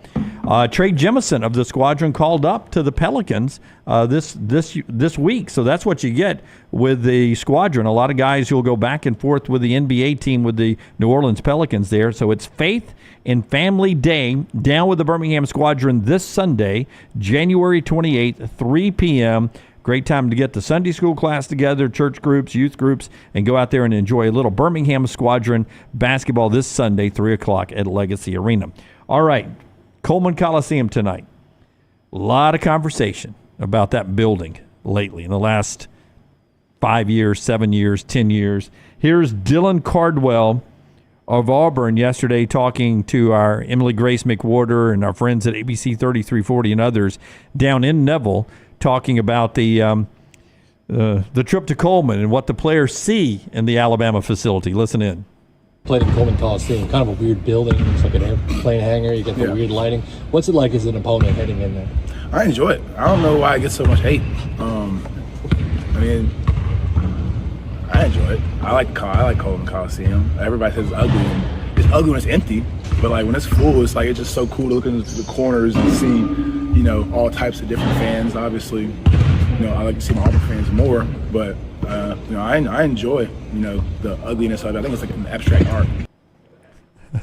Abstract art. I enjoy the ugliness of it all. Rockstar, don't go away from it. Can we play it again? Somebody in the middle of this hits an absolute brick. That's exactly right. Did you hear it? Yes. I mean, it's like either somebody dropped a weight or EG put up a shot from 3 that did not have any rotation. Listen again. Kind of a weird building. It's like an airplane hangar. You get the weird lighting. What's it like as an opponent heading in there? I enjoy it. I don't know why I get so much hate. I enjoy it. I like Coleman Coliseum. Everybody says it's ugly. And it's ugly when it's empty, but like when it's full, it's like it's just so cool to look into the corners and see. Because that was a miss. It did not find nothing but the bottom of the net. It did not get the shooter's roll. I love the reporter setting it up with the old airplane hanger line, trying to bait Cardwell in, but Cardwell didn't really take the bait. He likes the arena. So going into the season, 785 all-time games at Coleman Coliseum. 785? Yeah. What do you think their winning percentage is? I would say Alabama. I mean, people forget some, especially some younger people, the history of Alabama basketball. Conference championships and winning percentage. Keep in mind, Arkansas has not been in the league full time. Alabama was second behind Kentucky. Yeah. Now it's Kentucky. It's a huge gap. Yes. And Alabama. There's a bigger gap between Kentucky and the next team in basketball than Alabama and the next team in football historically. That is correct. I mean, Alabama's got a pretty big gap in football. It's nothing compared to Kentucky's gap in basketball. Yeah. I would say win percentage all time, Alabama is at Coleman 61%. I'm going to say 68. 81%. 81? Oh, my goodness. Yeah, they're 639 and 156 coming into this year, and I think they're 9-1 this year. So since the 60s, they've only lost 151 games? Yeah, 157 losses now with the Clemson loss. That game was in Tuscaloosa, wasn't it? I don't think so. Was it not? I don't think so. Well, they've got a home loss this year. I thought it was Clemson. Anyway, they've got one loss of 157 and then 9 on top of that, 648 and 157. That's pretty. So really, right at 82%. I mean, again, home court means so much in college basketball, so much more than it does in college football, home field. Yeah, it really does. And I don't really get it. Abstract art. I love that line. Yeah, it is abstract art. Yeah. I mean, I know the crowds are louder. It's just, like Richard just said, the adrenaline alone is probably worth 5 to 7 points. Well, how many college basketball games in conference, Lance, are the point spread between 5 and 7 points? Or between 0 and 7, let's say that. A lot, right? Conference games? 90%. Yeah, so, I mean, that should show you, what home court means. I mean, it's the difference in winning and losing, just the adrenaline, according to Richard Hendrix. 2015 is the last time Alabama or Auburn won 3 straight in this series, and that was Alabama in 2015. Bama won both meetings last year. Auburn won both meetings before that. Alabama won both meetings before that. But nobody's been able to go 3 straight. Alabama trying to do that tonight. Nate Oates sees one thing they got to clean up, and that is turnovers. They got behind the turnover monster early on the road to Tennessee.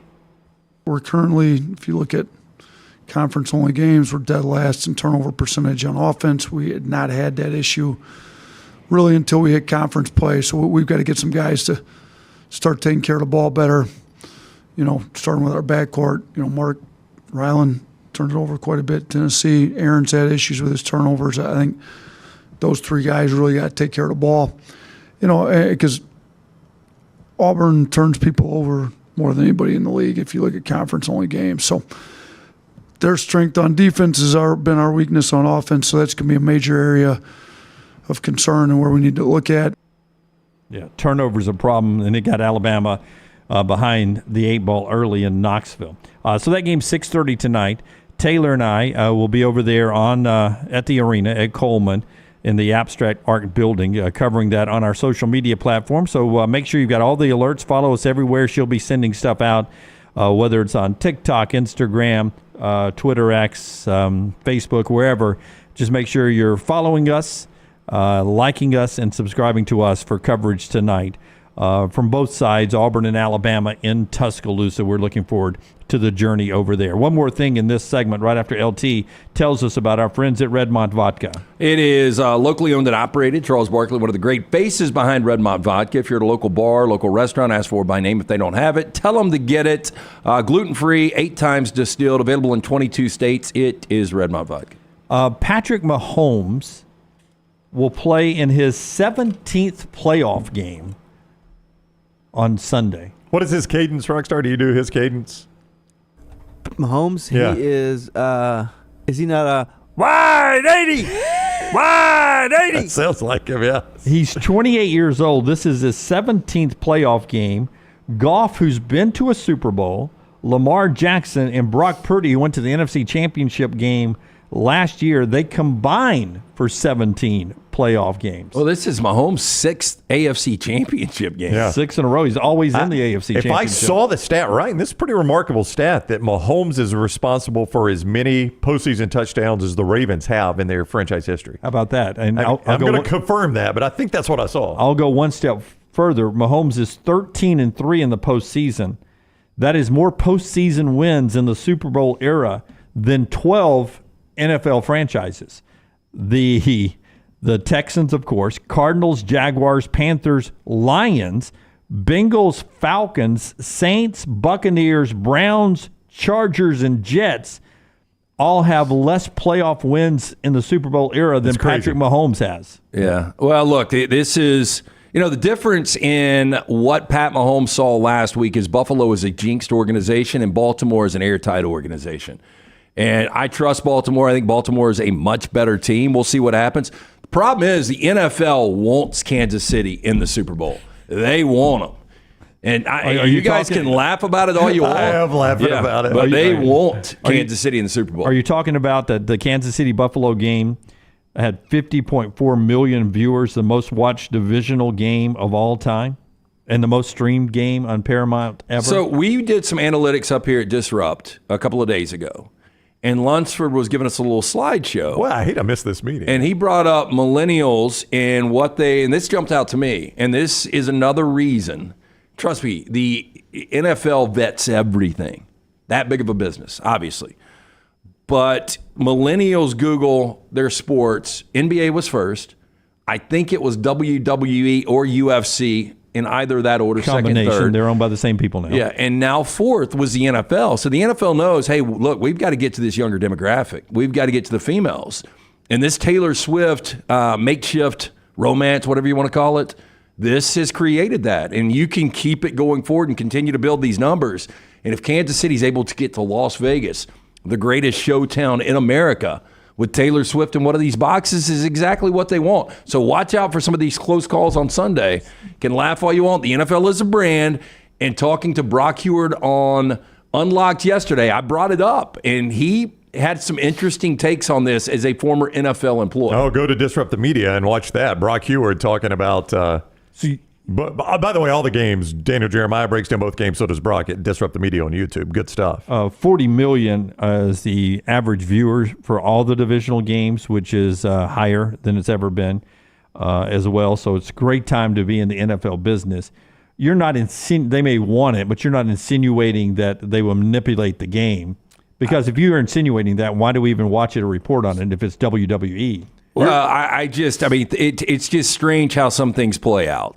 But to me, Baltimore's a 14-point better than Kansas City. I mean, this is the best defense Mahomes has had, but his offense is not even close to the Mahomes offenses he's had in the past. And all things equal, I think Baltimore at home would win this game by double digits. But I think because the NFL, if there's close calls, just watch. They will go KC's way. Well, the closest call that happened did not go KC's way in the Buffalo game, but they still won the football game. Kansas City did. What game has Kansas City won that you didn't think they would win the game? Well, I thought the Minnesota game earlier this year was a complete joke. I mean, that was some of those calls that I don't know. We'll see. Yeah, I just don't watch sports thinking it's fixed. You're not saying it's fixed. You're just saying. No, I'm not saying it's for whatever reason. The way the NFL wants things to happen, they typically happen. But that's fixed. Well, it's not fixed. Walker says it's all rigged. NFL is dying to have Taylor Swift in Vegas. Listen, I mean, there is something with that. No. Here's the thing: if the Kansas City Chiefs make the Super Bowl, I don't know if I can watch Super Bowl if Kansas City's in it. You absolutely will watch the Super Bowl if Kansas City is in it. That's one of the most insane things you've said on the show. You are not going to not watch the Super Bowl. But you know how worn out we're going to get with Taylor Swift? But it will not affect the TV numbers that much. The Super Bowl is watched by the masses anyway. What it will affect, though, and Lunsford, I bet you would back this up, is the social media traffic. And that's what the NFL does know. I mean, I'm not saying they're fixing the game, but you're insane if you don't think people in the NFL office haven't had that thought run through their mind. They all want Taylor Swift in this game. Our friends at the University of Montevallo will help your son or daughter if it's time to head to college. I was down there yesterday. Beautiful campus, and they continue to grow. Buildings going up, remodeling going on. Just a vibrant atmosphere at the University of Montevallo. Find out what Montevallo can do for you right now. Montevallo.edu. Montevallo.edu. 23 NCAA Division II fully funded scholarship sports. I was talking to an old baseball buddy of mine yesterday, Alan Hinkie, about the good old days back in the 80s at Montevallo and how much the program has grown since then. 23 fully funded scholarship sports at the University of Montevallo, NCAA Division II level there, and great academics and a wonderful place for your son or daughter to call home for 4 or 5 years. Check it out, Montevallo.edu, Montevallo.edu. We're back in a moment right here on TNR. Call the next round now at 205-734-0923. Hey, there's nothing worse than waking up to a plumbing problem. Don't get caught in a flooded house. Call the guys at Hemp Hill Services. Adam, Chad, and the team at Hemp Hill are the only ones I trust to fix it and fix it right the first time. Hemp Hill Services does it right and always at a fair price. For all of your plumbing, cooling, and heating needs, trust the name that Birmingham has trusted since 1954. That is Hemp Hill Services. Call now, 205-229-2090. That's 205-229-2090. When it comes to great clothing, I love comfortable clothing that I can also wear to the golf course or anywhere I go. I get that from Rhoback. Ryan Brown here for the next round. Whether it is the softest hoodies you'll ever find, they're great quarter zips, the polos, the pants, the crew necks, you can get them all at Rhoback.com, and we're helping you save.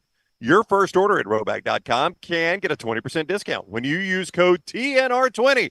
That is Rhoback.com, code TNR20 for 20% off your initial order at Rhoback.com. Storm season is here. Make sure you have a plan of action in place right now. Greg from Pell City and Storm Restoration Roofing should be your first call when storms hit. Insurance companies love working with Storm Restoration Roofing because of Greg Nelson's name and reputation in the industry. When storms hit, call Greg Nelson. He's local, 205-542-3531. He's the home of the free no-cost roof inspection. Greg from Pell City on Facebook, 205-542-3531. It's Storm Restoration Roofing.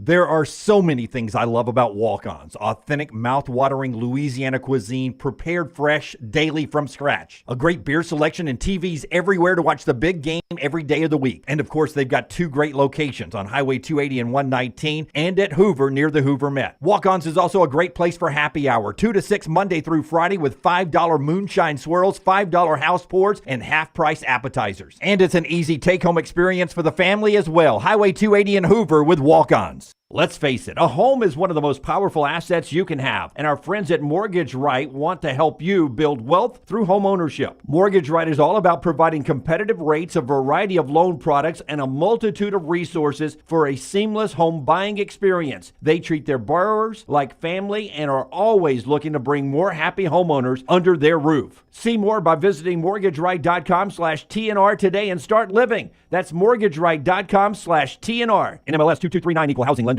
Hey, Ryan Brown here from The Next Round. Do you want to help pay for my kids' college and look great while you're doing it? You need to go to The Next Round store. Everything from hats to short sleeve and long sleeve t-shirts, sweatshirts, hoodies, zip-up hoodies, and much more. And we're adding new things all the time. Why would you not want to see my kids get a great college education and look great out in the public while you're doing it? Get the gear we wear all the time on the show, and there's only one place to get it. NextRound.store. That's NextRound.store.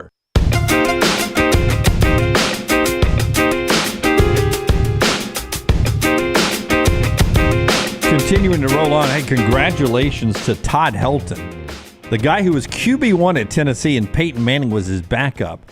He's now in the Baseball Hall of Fame. He got the news yesterday, going in with Adrian Beltre and Joe Mauer.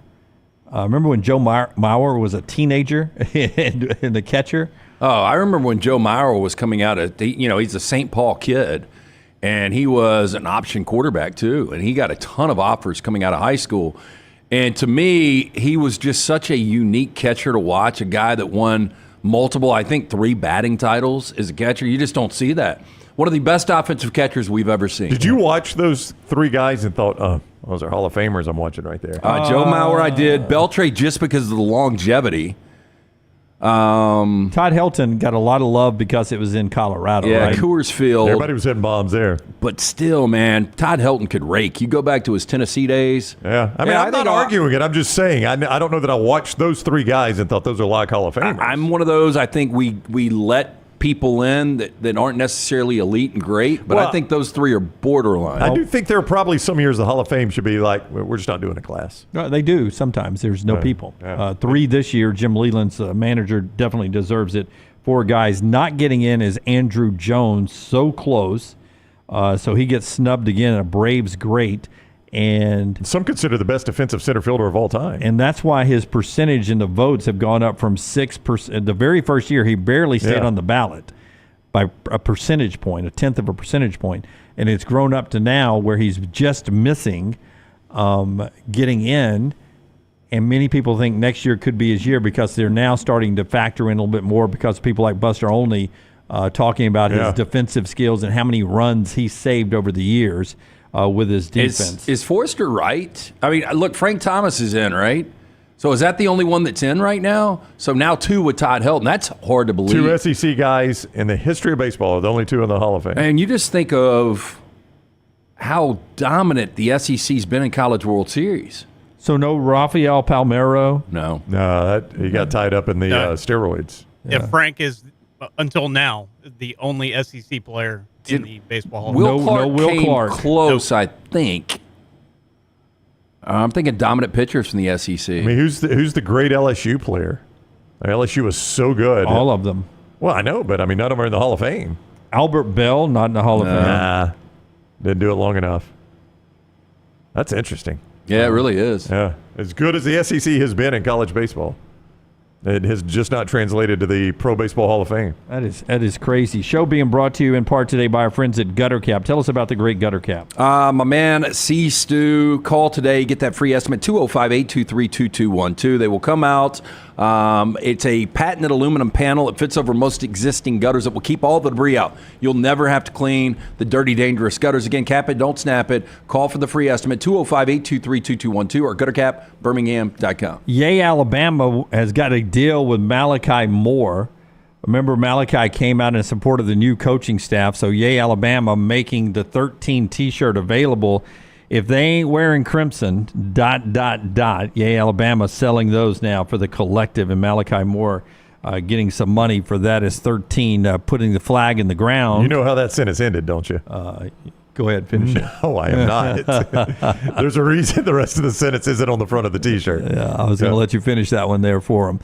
So that's a little Malachi Moore news there. Interesting to me that Alabama had all these people leave to the portal. Let me call out some names of locations they went and tell me one name you don't hear. Ohio State 3, Auburn had 1, Ole Miss, Texas A&M 1, Florida State 5, Kentucky 1, 3 to Texas, Iowa, Tulane, Georgia, Florida, UTSA, Pitt, Louisville. What program? LSU. LSU's 1. that's known for not being interested in the portal is not mentioned there. Dabo Swinney's Clemson. Yeah. If ever there was going to be a time with how Dabo recruits the state of Alabama in the South that he was going to get a portal person, it seems like the Alabama roster, this was the time to, if he was going to dip his toe into the portal, this seemed like a good time to do it, but he got zero. In fact, I looked this morning, if my research is correct, he's had a couple of 4-stars and then I think maybe 4 other 3-stars that have hit the portal themselves from Clemson, and he has brought in 0 portal people. This can't be a surprise to you. He's been one of the most vocal against that in NIL. And it's why I'm concerned about him moving forward. I just do not know you can survive in coaching anymore at the high levels if you don't embrace the portal and name, image, and likeness. Yeah, and what are your expectations for Clemson next year? Klubnik comes back. I think he's a solid quarterback. But they had 4 losses this year. That's about my expectation. They opened with Georgia, and we've already seen an early point spread in that game. This is neutral site. Georgia is almost a 2-touchdown favorite. I would be borderline shocked if Dabo Swinney ever wins another national championship. And that's crazy to say. Now, I think he'll be in the playoffs, 12-team playoffs, ACC champion at some point. Probably every 3 or 4 years he'll squeeze in the playoffs, but he's not going to be able to win 3 games when he gets there. Would you buy Florida State futures or Clemson futures right now? Florida State. I wouldn't feel great about either. I wouldn't feel amazing, but I think I'd buy Florida State futures. Florida State's going to take a step back this year. And I just don't believe DJ is going to be as good as Jordan Travis was. One more thing on Clemson, then I got a question off what you're saying there. What do you think his record is since the last time he made the college football playoffs, which would have been 2019, losing in the national championship game to LSU, if I'm correct? So 2020, 21, 22, 23, 4 years, roughly 50 games. I would say that he's like 38 and 12. I was going to say 35 and 15. I've got him in his last 40 games. So last 40 games, I would say last 40 games, Dabo Swinney is 29-11. 30 and 10. 30 and 10 is spot on. Yeah. 30 and 10. I mean, you were close at 29 and 11. That's a fall off from where he was. There's no doubt. Yeah. I mean, they were losing maybe 1 game a year back in the day. You remember after winning that last national championship, the narrative was Dabo Swinney has passed Nick Saban. He is the best coach in college football. So he's averaging 2.5 losses per year. Do you still put him as a top 5 coach? I do not. I don't think I do, and he's got multiple national championships. I would just ask you this. I mean, would you rather – obviously you'd rather have Kirby Smart. Yeah, that's number 1 right now. He's one of only 4 guys active with a national championship. Now, I will say, in the next few days, you're probably about to lose a top 5 coach in college football, so everybody's going to move up a spot except for Kirby.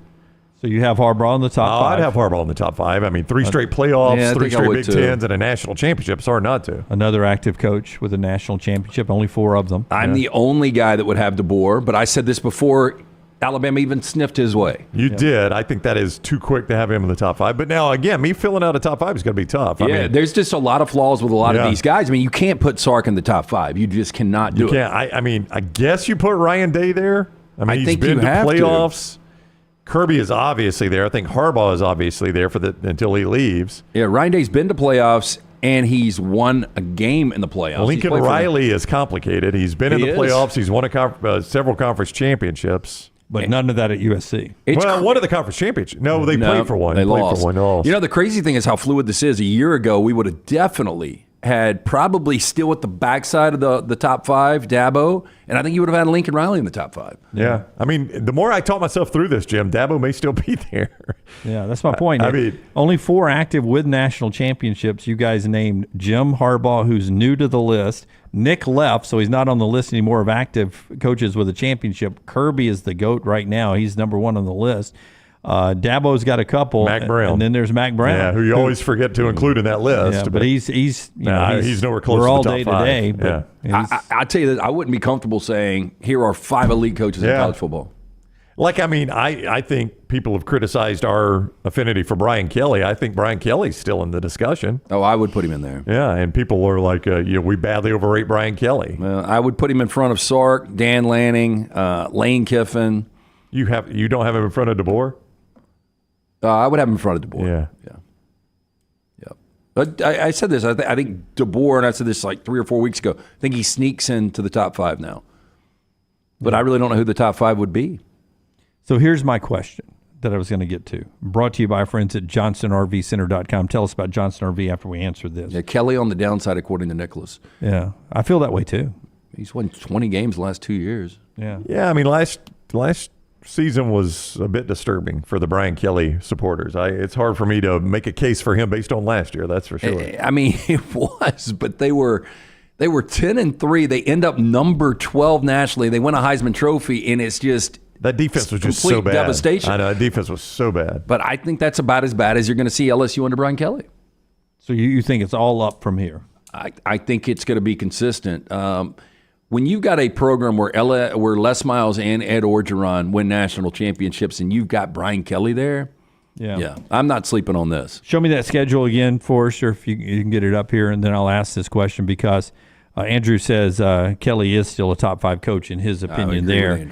USC, LSU USC in Vegas. They win that one. Nicholls State's at South Carolina. They win that game. Hosting UCLA. Yeah, they win that one. Yeah, they should be 4-0 to start. Yeah, 5-0. And they'll get the revenge on Ole Miss. Ole Miss will be that might be game day. 6-0. LSU at Arkansas. 7-0. 7-0. LSU at Texas A&M. I'll lean 8-0. And then I think you got to buy, don't you, before Bama? So they should be undefeated going into the Bama game. You think? Oh yeah, they're 11-1 next year. And they might lose Bama. They're going to lose a game. Right. I just don't know where it is. Well, you guys have a lot more faith in Garrett Nussmeier than I do. If y'all think they're going to be 11-1, I mean, you have a lot of faith. I mean, they have a lot of faith in the receivers and things like that. So. I mean, I'm conflicted because I look at those first 8 games and it is hard for me to find a loss. I don't disagree with you, but I also am not. That's a forgiving SEC schedule. It really is. Now. The front half of it is. Yeah, and good helmet games that they should win against the Alphabets from California. Chase says no Auburn versus LSU. Boo. That is I hate to lose that. Lost in translation of the expansion in the SEC as you start to look at that future schedule. Speaking of future schedules, and then I'll ask the question, the ACC is slow leaking, I guess, their official schedule because they gave us their Thursday, Friday specialty games yesterday, and here's the list. We already knew about North Carolina, Minnesota. These are the Thursday night games. This is where the Thursday night ACC football is. Remember when it was always really good Virginia Tech? NC State, Western Carolina, Wake Forest, and I'm going to say that's North Carolina A&T. I think it is, yeah. Boston College, Virginia Tech later in the year. Syracuse at Pitt. Not one good game in that bunch. NC State, Georgia Tech, in North Carolina, Minnesota, NC State, Georgia Tech. Now to Friday night, which got a little bit better last year. SMU, BYU could be fun. I forget SMU. I was about to say, is that a Big 12 game? Nope, that's an ACC game. So ACC weird, versus Big 12. Stanford and Syracuse. I mean, are we taking the SAT? Virginia Tech, Miami could be fun. Florida State at Duke, not as much fun with Elko and Riley Leonard gone. Yuck. Yeah, it's a pretty bad schedule. So that gets me to my question. Name me the next national champion that's not in the SEC or the Big Ten. I just don't think there's going to be one. I don't know if there is. That was a drop the pen moment for me. Well, I mean, Florida State would be your best bet. Yeah. But you're saying they're about to take a step back. Well, I just think and when they do it, are they even going to be in the ACC? They're trying their best to get out of there. I mean, you'll give me they're not going to be 13-0 this year. Yes, right? I will give you that. Yeah. Yeah, I mean they're going to have the bullseye on their back. Man, I don't know because even if you had I think everybody really respects Chris Kleiman and what he's able to do at Kansas State, and that's a team that won 11 games 2 years ago and they won the Big 12, beating TCU. But you don't see K-State being able to. You got to have like lightning in a bottle. Back in '98, if Michael Bishop and them could have closed the deal in the Big 12 championship game, they would have played Tennessee for the national championship. But that's a one-game situation. I just don't see Kansas State being able to win 2 or 3 of these games. And Chris is onto this. If I had to put my life on one of them, it's probably Notre Dame.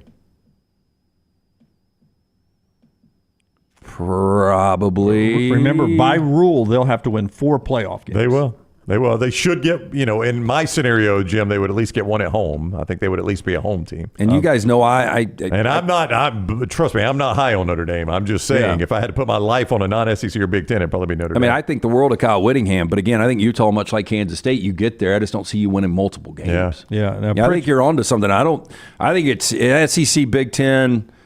Maybe every 8 to 10 years, you get somebody that would sneak in there. And in 8 to 10 years, the format's probably completely different. Yeah, I would tell you, Pritch Law says ACC football is still garbage. Not sure what Florida State's schedule looks like, but he says they still could be 13-0 with the ACC schedule there. I agree with Rusty. Tired of hearing FSU fans already. They're way too confident. DJU at quarterback.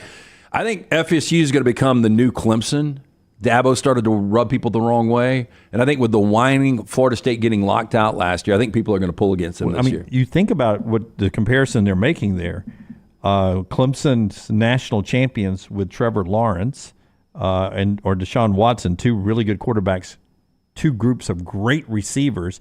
A great story at The Athletic on how Grace Rayner, I think, writes it, on how the receiving production has dropped, and so is the quarterback production. That's where Clemson really has fallen off, receiver position and quarterback production. I don't know if it's the quarterback play or the receivers, but they've worked together, and they've fallen off since when they were good from Deshaun and Trevor. No more T. Higgins and Justin Rosses of the world out there? Absolutely. Yeah, and it's really strange. I mean, that you would think – because that's the difference between the SEC and everybody else is what you get up front. You still find great skill in the Big 12 and in the Pac-12, but you don't have great skill. I mean, Will Shipley was really good, but you haven't had a dominant receiver. And my point to Florida State is you lose some really good talent at wide receiver to the NFL draft, and you lose Jordan Travis, who had grown into a great quarterback. You replace him with DJU, and now you've got 5 guys from Alabama coming in, and some of them may be your better players.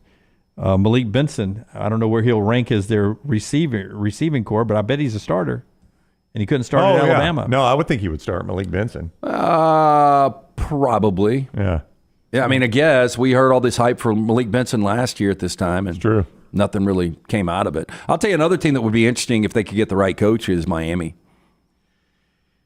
Yeah, if somebody ever unlocks that again. Because they've got the collective, right? I mean, they can spend. Supposedly. I mean, they probably paid Cam Ward $1 million. Yeah. Does Cam Ward look like a guy that can lead a team to a national championship? To me, with the right team, yeah. Yeah, I mean, if you dropped him in Columbus, Ohio, I would say yeah. I'll just go back, Joel Klatt, conversation we had in September, and I brought up specifically Cam Ward. If Cam Ward was a quarterback of Alabama, he said they would win the national championship.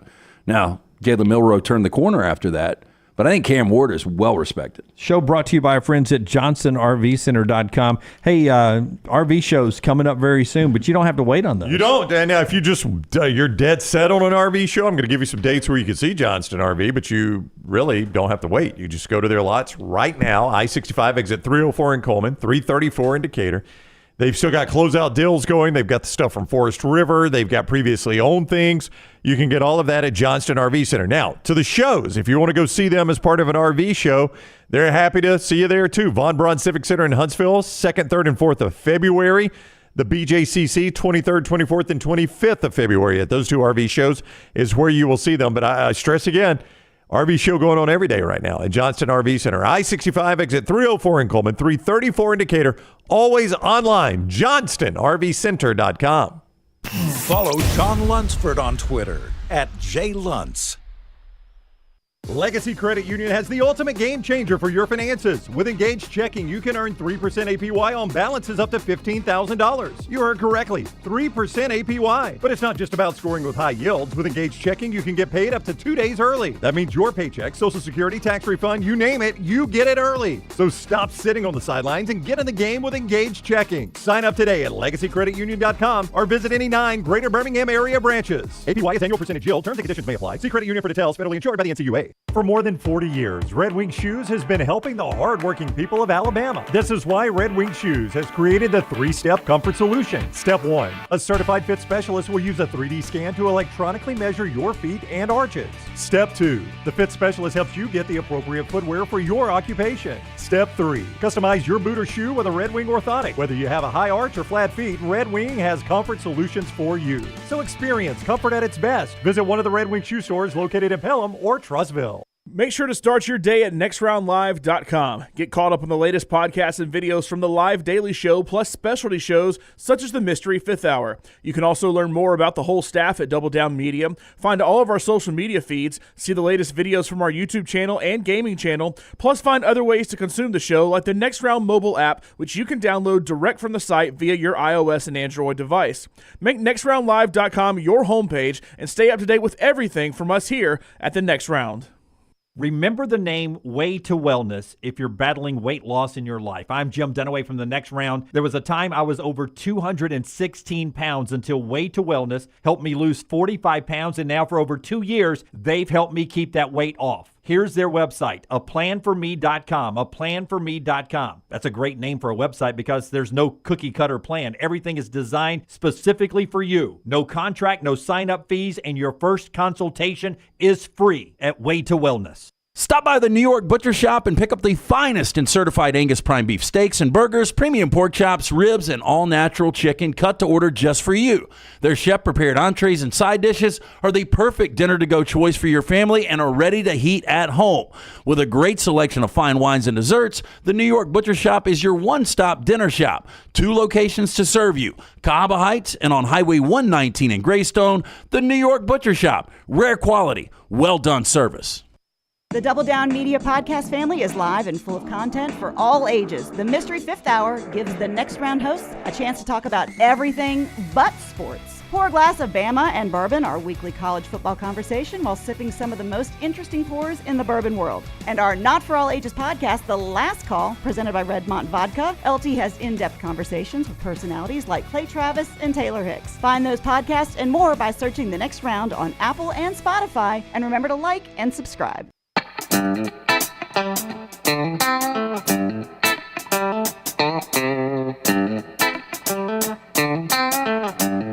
Back with you on The Next Round. Before I tell you about Storm Restoration Roofing, a couple of things in college football just to keep an eye on. One-time USC commitment from Carrollton, Georgia, Julian Lewis, reclassified and has visited Auburn and Georgia. In the process, it'll be interesting to see where he ends up. And then former 4-star signee Aaron Nolan from Fairburn, Georgia, was already at Ohio State when Julian Sayin has shown up. And it'll be so interesting to me if after spring he hits the portal and could go somewhere else. I mean, I don't know if Auburn is still locked and loaded. I mean, Hugh Freeze says all the time that Peyton Thorne is his quarterback next year. Still hard to believe you're going to go into the year and he's the guy, but he says he is. I don't know what he sees differently. Look, it's in the, I guess, beauty's in the eye of the beholder, they say. Right. And there are certain people that I guess we all look at and they seem different than what other people see. I think we would all agree Peyton Thorne did not look like a good quarterback this year. And back to Cam Ward, you know, how a team like Miami can go in the portal and get him, and if you're Auburn, how you don't battle for a guy like that. And I think he would be perfect for that offense. Yeah, interesting to watch these portal guys. Always interesting with our buddy Greg from Pell City and Storm Restoration Roofing. He's a guy that will literally owns the company, been locally owned for over 20 years. He and his wife owns the company, but he's the guy that will get up on the roof and give you a free no-cost roof inspection. If you call this number, it's his cell number too, 205-542-3531. 205-542-3531. There you see him by his truck with the big Next Round logo. There you see the number there and a satisfied customer. A+ rated with the Better Business Bureau. Greg from Pell City on Facebook. Not only the free no-cost roof inspection with no obligation, but he'll repair storm damage, local crews, local guy, not going to, come in and take advantage of you in a time of crises. And also, he'll repair your roof or replace your roof when needed as it ages. He does it all. 205-542-3531 or Greg from Pell City on Facebook. It is Storm Restoration Roofing. Will Rogers, staying at Washington, was already in classes, pulls his name out of the portal there.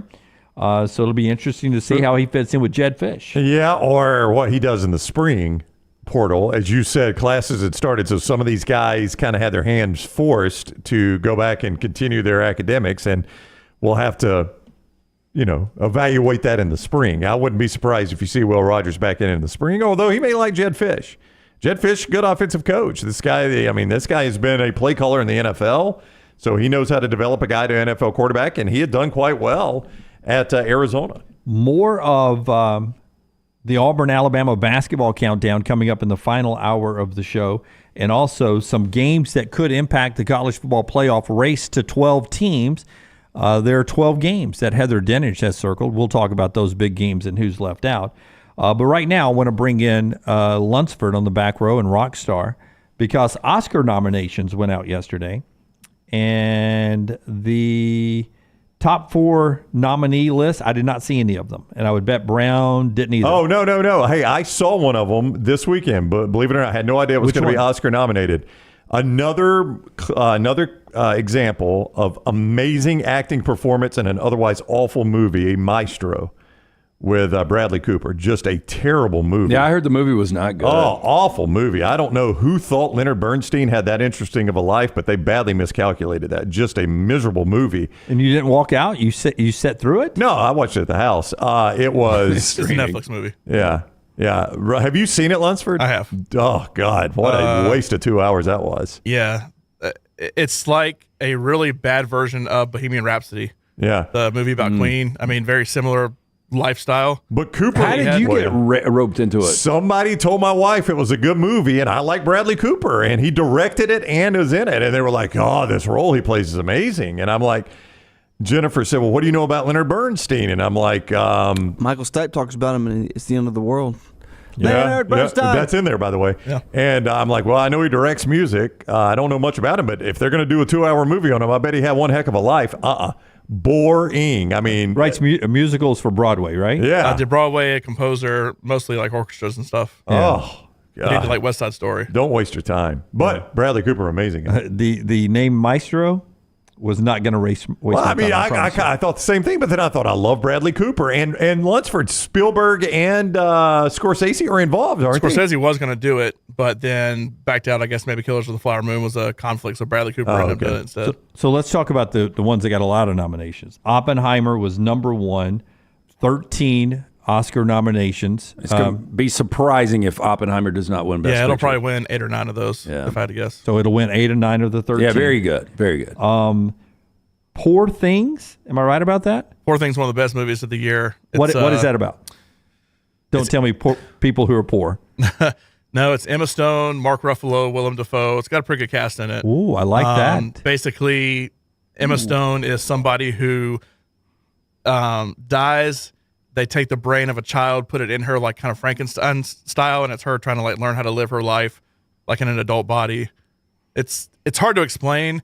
Honestly, it's kind of like Barbie on acid, the story of it, but it's really good, but it's very bizarre. Yeah, I've heard if you can handle bizarre, you'll like it. Yeah. But if you don't, I heard she likes to get after it. There's a lot. So Dunaway's probably all in now. Huh? She likes to get after it. The little girl's brain likes to get after it. It's kind of creepy. The way I know how to explain it is imagine a 3-year-old with an adult's body learning things. Yeah. Yeah, you're not selling me on that one. What movie is that? That's Poor Things. And Okay, I not gonna watch saw an that. interview with Emma Stone. She was like, this was just the character, like I don't shame her for having these sexual adventures. She was incredible in it. She's a slight favorite to win Best Actress this year. 11 nominees for that. It was second. Then Killer of the Flower Moon, it was 10 nominees. It's always there on my Apple TV, ready for me to watch. It says you would like this. Super overrated. Yeah, it was good. It was good, but it was overrated. My algorithm says I would like it, though. And I'll tell you this, and I would assume, Lunsford, that Lily Gladstone might be the favorite over Emma Stone. No, Emma Stone's a slight favorite, but they are definitely the two. It's between. Yeah, Lily Gladstone, I thought, for kind of a newcomer that hasn't done anything, she did a good job in that role, but it wasn't. I don't think it's like worthy of winning an Oscar. First Native American woman to ever be nominated for an That's Oscar. why she'll probably win. And You said it, not me. Barbie got 8 nominees. Barbie, the big thing with Barbie is Margot Robbie, who actually played Barbie, was not nominated, and Greta Gerwig, who directed it, who is typically nominated for the movies she does, didn't get nominated, but it got literally almost everything else. And I am shocked she was not nominated for Best Director because I kinda am too. Hollywood is so lib. And that movie, from what I heard, I got no desire to see it, but it was just a man-hating movie. Well, did Ryan Gosling get but okay. nominated?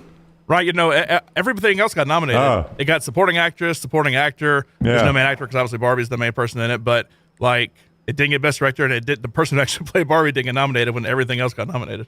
That's interesting. Well, I was telling you, Lunch, for the movie I really want to see that was up for Best, or one of them up for Best Picture. I think I've seen 3 of the 10 nominations, but American Fiction. I am dying to see American Fiction, but it only shows at like 1 o'clock in Birmingham. American Fiction is one of those that, because we live in Birmingham, it's hard to see. Luckily, that's why I went to go see it in L.A. I had to see a lot of these because we don't get them here, but it is incredible. It is hysterical. You have to go in knowing that it's going to be kind of an offensive movie, but Perfect. It is really funny. and also very true. Well, I tell you though, LT today, NFL's fixed, Hollywood's liberal. If you didn't like Kalen DeBoer, I'd ask you what time you were on Outkick today. Am I saying it? I didn't say the NFL's fixed. They want Taylor Swift in this Super Bowl. And if you don't think Hollywood's, I can't watch the Oscars or Golden Globes anymore because these stupid ass rants they go on. I make $10 million a year, but I'm so oppressed. Hey, did Top Gun Maverick get anything? That was 2 years ago, but yeah. 2 years ago. God, that was already 2 years ago? Yeah, it was up for Best Picture. It was nominated for a handful of things. Oh, okay. Well, my bad. That's the other one I want to see is Zone of Interest. I talked to number 12 and Lunsford about this, but it looks fantastic, but it's not streaming yet. So Zone of Interest, because the foreign language film, that's one of those I should have seen in California because it is not here. But A24 signed a deal with Max, so I'm hoping it'll be there soon before the Oscars. But Zone of Interest and Anatomy of a Fall are two foreign films nominated for Best Picture. Anatomy of a Fall actually won a bunch of Golden Globes, surprisingly, but that award show is kind of a joke. But those are the only two I haven't seen from Best Picture, but those are two I want to see. So you're telling me we don't get all the films here in Alabama? No. Birmingham is not the best place to be a movie lover. We do get all the rom-coms, though, right? Yeah, we get all those. Yeah. Well, they get to your house quick, though. Yeah. Don't they? I mean, like, the movies are on streaming pretty quick now. It depends. Like, big movies are. Well, like, Barbie came out really fast because they had to deal with Max, but, like, Oppenheimer, like, they were advertising it during the Dolphins-Chiefs game. It's coming to Peacock in February. I did see that, yeah. It's taking a lot longer. They came out the same day, and it's taking a lot longer for it. And I'm sure there's some, like, it's a Universal movie, so that's why it's coming to Peacock since Universal owns all that. But it is kind of surprising how much longer it took for that to get out. Well, if you just like, mindless television, I enjoyed the heck out of Slow Horses. 3 seasons, 4th season coming. That was on Apple. Yeah, What's it was about? Pretty good. I saw the first episode. It's about the British Secret Service. MI5. Yeah, MI5. What's it? Oh, yeah. But it's got a little comedic, dark comedy value. Gary to Oldman, big fan of Gary Oldman's work for a long, long time. I watched Narvik last night, new Netflix movie on the Battle of Narvik, the first battle that Hitler lost. It's a Norwegian film. Lunsford, I don't know if you know anything about it. No idea. Really, really good. Now, it's subtitled. It's obviously in Norwegian, but it's, historically accurate. It's got a really good understory. But if you like war films, and it's a quick watch, hour and 50 minutes, but watched it last night. 18 nominees for Netflix, by the way, leading all the studios. So good for Netflix there to do that. By the way, 13.1 million new subscribers in the fourth quarter for Netflix. So and they've now got WWE Raw on Netflix starting in 2025. Also talking about a new price hike in the next coming months. Oh, really? Interesting. Got to pay for those live streaming, right? Somehow. Yeah, he's got to pay for that. All right, when we come back to college football, games that will impact the college football playoff race in 2024. My question is does Alabama still play in any of them after the coaching change? We'll talk about that. The show being brought to you by Precision Sports. Let's say you went out there and you, over the holidays, or getting maybe doing some resolutions. You tweaked a shoulder, a knee, a back, or something.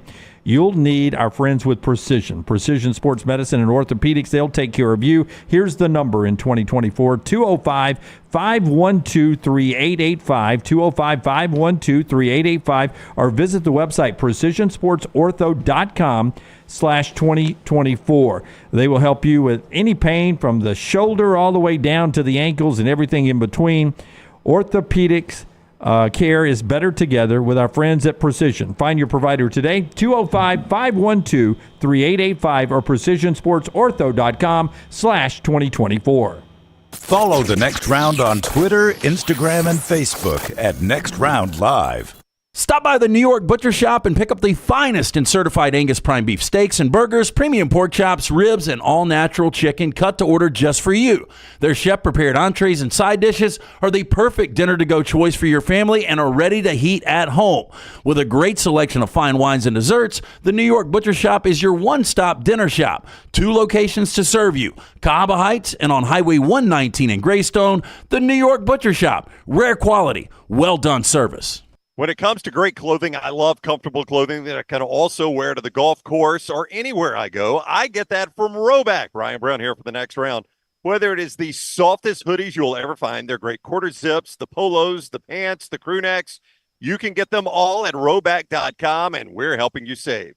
Your first order at Roback.com can get a 20% discount when you use code TNR20.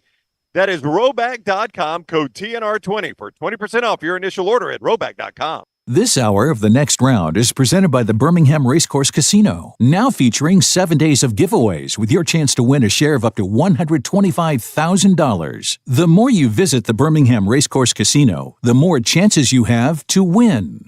Spring weather is here, and our friends at Hemphill Services are offering a $69 HVAC tune-up plus 10% off any service call when you mention The Next Round. Call Adam, Chad, and the guys at Hemphill Services. Make sure your HVAC unit is ready to keep up with the changing weather. Hemphill Services, locally owned and operated independent train dealer. The team can service all makes and models. For all of your plumbing, heating, and cooling needs, call Hemphill Services. It's hard to stop a train. 205-229-2090 or hemphillservices.com. That's 205-229-2090, hemphillservices.com. Are you ready for a winning season in your finances? Legacy Credit Union is bringing you a slam dunk deal on their credit cards.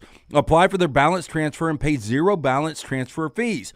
That's right, there is no balance transfer fees, and they're offering a jaw-dropping 2.99% APR for the first 6 months. Whether you're looking to clear the cord of those holiday expenses or just wanting to streamline your finances, apply online today, LegacyCreditUnion.com. Annual percentage rate, terms and conditions may apply. See Credit Union for details, federally insured by the NCUA. Start your day online with our website, nextroundlive.com, the latest videos, podcasts, and college football stories. It's also a great way to stream the show or shop in the Next Round store. Stay connected by visiting nextroundlive.com. That's nextroundlive.com. The wait is over. Tonali has arrived. Beautifully distinctive Italian styling and performance. Come test drive the all-new 2024 Alfa Romeo Tonali plug-in hybrid at Alfa Romeo of Birmingham. The all-new Tonali offers best-in-class horsepower and torque, fastest 0 to 60 times in its class, plus best-in-class range with full electric charge. And best of all, qualified Tonali leasees are eligible for up to $7,500 EV tax credit factored into your lease. Hurry down to Alfa Romeo of Birmingham and experience the all-new Tonali.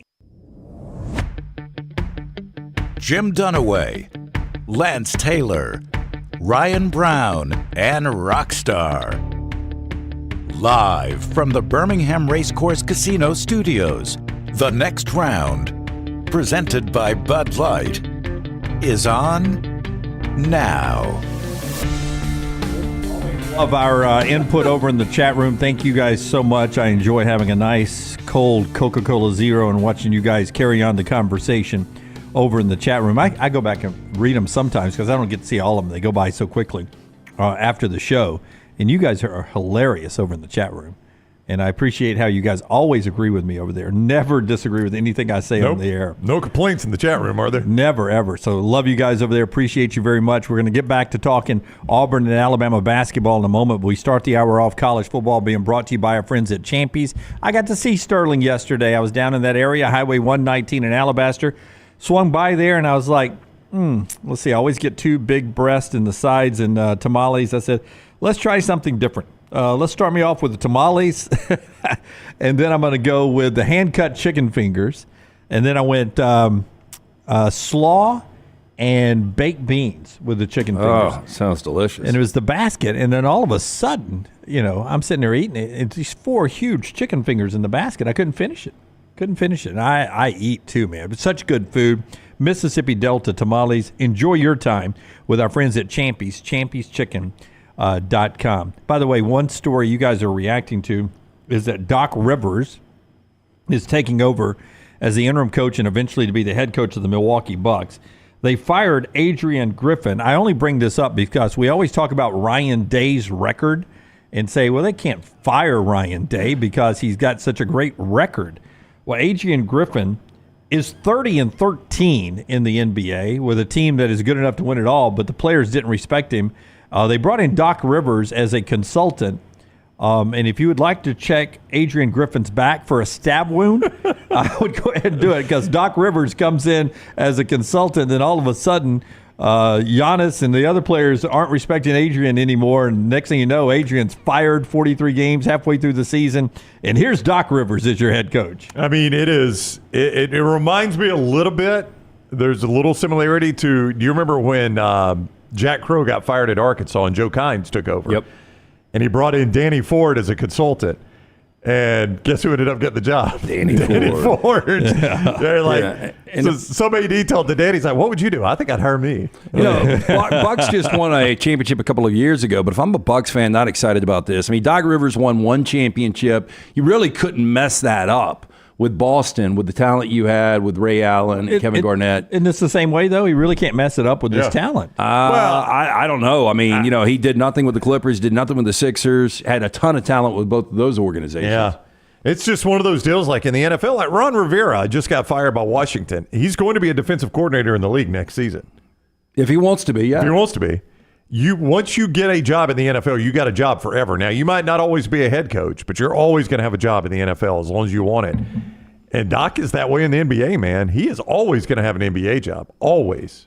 Yep. Until he decides I can't do it I anymore. guess. All right, college football conversation. Then we'll reset the court tonight for Tigers and Tide in T-Town. But Heather Dinich gives us 12 games that will impact the college football playoff race to 12 teams. So you have to widen your thinking a little bit right now to games that you would instantly look at and say, well, that's not really a playoff, game that would impact the playoffs. You got to remember there's a group of 5 team that will be in there. There's at this point 6, likely going to be 5 conference champions that will be in there, and then the rest, the other 6 are wild cards. So of these 12 games, normally you'd have 6 SEC games, 4 Big Ten games, and 2 randoms. Yeah. This is going to be a lot more balanced. Not as much balance, but there is some balance here. I'll start you off with LSU and USC in Las Vegas. This is number 12 out of 12 for her. Great helmet game. Is this a big playoff impact game in your opinion? Yeah, I mean, I could see a scenario where one of those teams loses 2 conference games, and if they were otherwise undefeated, they're probably in the playoffs, but the loss in that game could be the difference in them. Like if I told you USC had a 7-2 conference record or LSU had a 6-2 conference record, that wouldn't blow you away. No. And so that one loss right there could be the difference in them getting in a 12-team or not. Yeah, and I think a couple of things. You got SEC versus Big Ten immediately. And this is going to be a measuring stick. Whoever loses this game is going to be behind the 8 ball quickly because they're coming off really subpar years compared to where people thought they would be. Now take me back, because that's September 1st, Las Vegas. Take me back to last year when LSU lost on that same Sunday night to Florida State. None of us thought LSU was out of the race, did we? I know you didn't, because you still had them as the national champion. Yeah. Nobody thought they were out of the race. So same scenario here.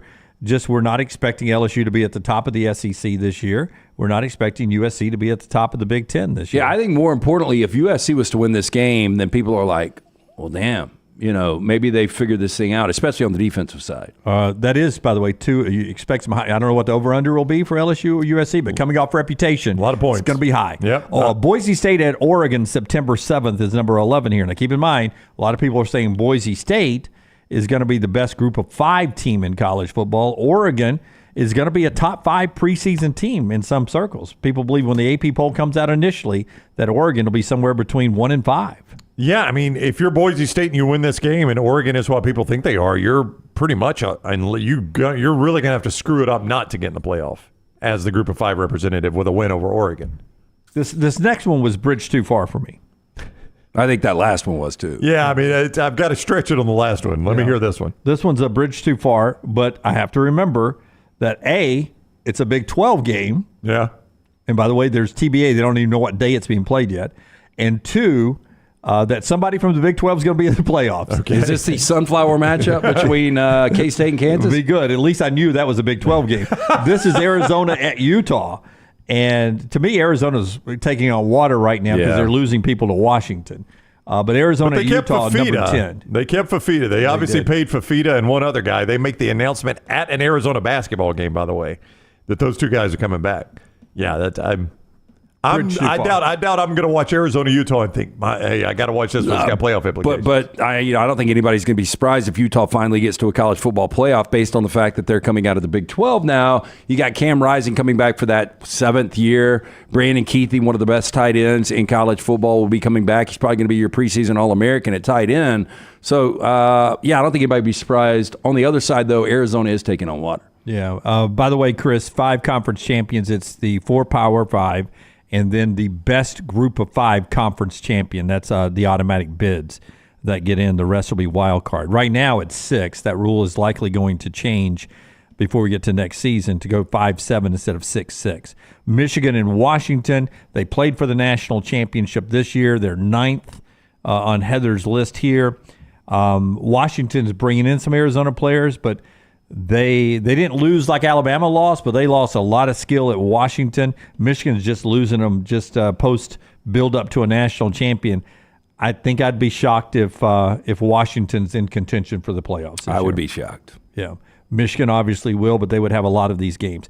This one's interesting. It's the second LSU game on the list. There's not two Alabama, I'll go ahead and tell you. Ole Miss at LSU. Now, you got to believe Ole Miss is a contender. Yeah. No, that's absolutely a college football playoff impact. I could see the loser of that game not getting in. Yeah, there's no doubt that's I mean, both of those teams ended up in the top 12 last year. It was an epic offensive game last year where LSU ended up losing the game to Ole Miss. Yeah. By the way, Oklahoma and Texas is next on this list. Keep in mind, that's an SEC game now. It is, yes. I mean, I think Oklahoma, Texas is a Big 12 game, SEC game, no matter what, would be a college football playoff impact game almost every year. Now, here's what excites me about next season. Because you guys would say, you look at some of these schedules, and I'll give you two things for Greg from Pell City. A, is that any football is good, and two, is he's making fun of the way I do lists. And two is the fact that this is number 6 in the list, which means there's 5 games better than this one. Number 6, Michigan at Ohio State. That's only number 6. Yeah, so there's 5 games better according to Heather. I just don't have any expectation for Michigan to even come close to replicating what they did this season. Okay, but it really is hard to imagine they're not at least third in the Big Ten, though, right? I know, but it's hard to imagine Ohio State losing this game 4 consecutive years, and it's in Columbus. Yeah. Florida State at Notre Dame is 5 on this list. Again, somebody from the ACC and or Notre Dame will be in this thing at some point. Texas and Michigan is 4. Now, we're counting. Heather's counting a lot on Michigan being good again this year. Now the good ones. Number 3, Ohio State at Oregon, October 12th. Now, Ohio State and Oregon, that's 2 preseason top 5 teams. They may be unbeaten on October 12th. And they could play twice, honestly. I mean, keep in mind, there are no divisions of the Big Ten this year, so Ohio State and Oregon meeting twice would not be outside the realm of possibility. So, I mean, the second one would be the more important one because that would be for the 1 seed. Regardless of record, if they're the conference champion, they are the 1 seed. Or not the 1 seed, but a top 4 seed, excuse me. So those 2 teams playing twice, that second game would be the more critical of the 2. That's right. And then the top 2, you say, Jim, number 1 got knocked out only by Alabama from chasing a three-peat. You haven't had any Georgia yet, with the last 2 are Georgia. Number 2 is Georgia and Alabama at Bryant-Denny, September 28th. And number 1 is Georgia at Texas, October 19th. The first thing you notice there is it's Georgia at in both of those games. Yeah, those are 2 tough road games, Lance, and I would say the same exact thing I just said about Oregon, Ohio State. If Georgia plays either Texas or Alabama twice, you're not going to be stunned. No, not at all, and I think Georgia will be a slight favorite in both of those games. And I think on the first one, it's DeBoer's first really big test. Yep.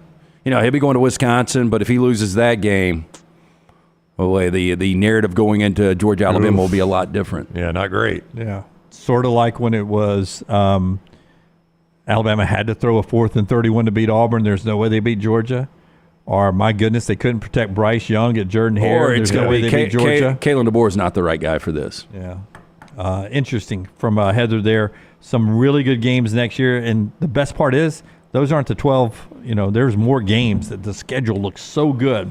And we're just 213 days away from week 0. The show being brought to you today by our friends at Hemp Hill Services, and we'll get back to the big basketball game tonight in Tuscaloosa. Yeah, again, I had to make a call to Andrew at Hemp Hill Services yesterday. Mom had a little situation with the thermostat. 205-229-2090. Trust the name. Birmingham has trusted since 1954 for all of your plumbing, heating, and cooling needs. Hemp Hill Services, hard to stop a train. Tell them the next round sent you. 205-229-2090 or hemphillservices.com. You would tell me, and I think you would agree with me, Brown, so that's why you would tell me, but I think you would agree that the thing we love about football is that one loss seems to matter so much. You would say in basketball it doesn't mean the same thing when you lose a basketball game. There's so much nuance in the course of a season. You can lose games and still be in there at the tournament when you need it. Well, for instance, and I'm just using this as an example, I'm not saying it's the case. If Bruce Pearl thought his team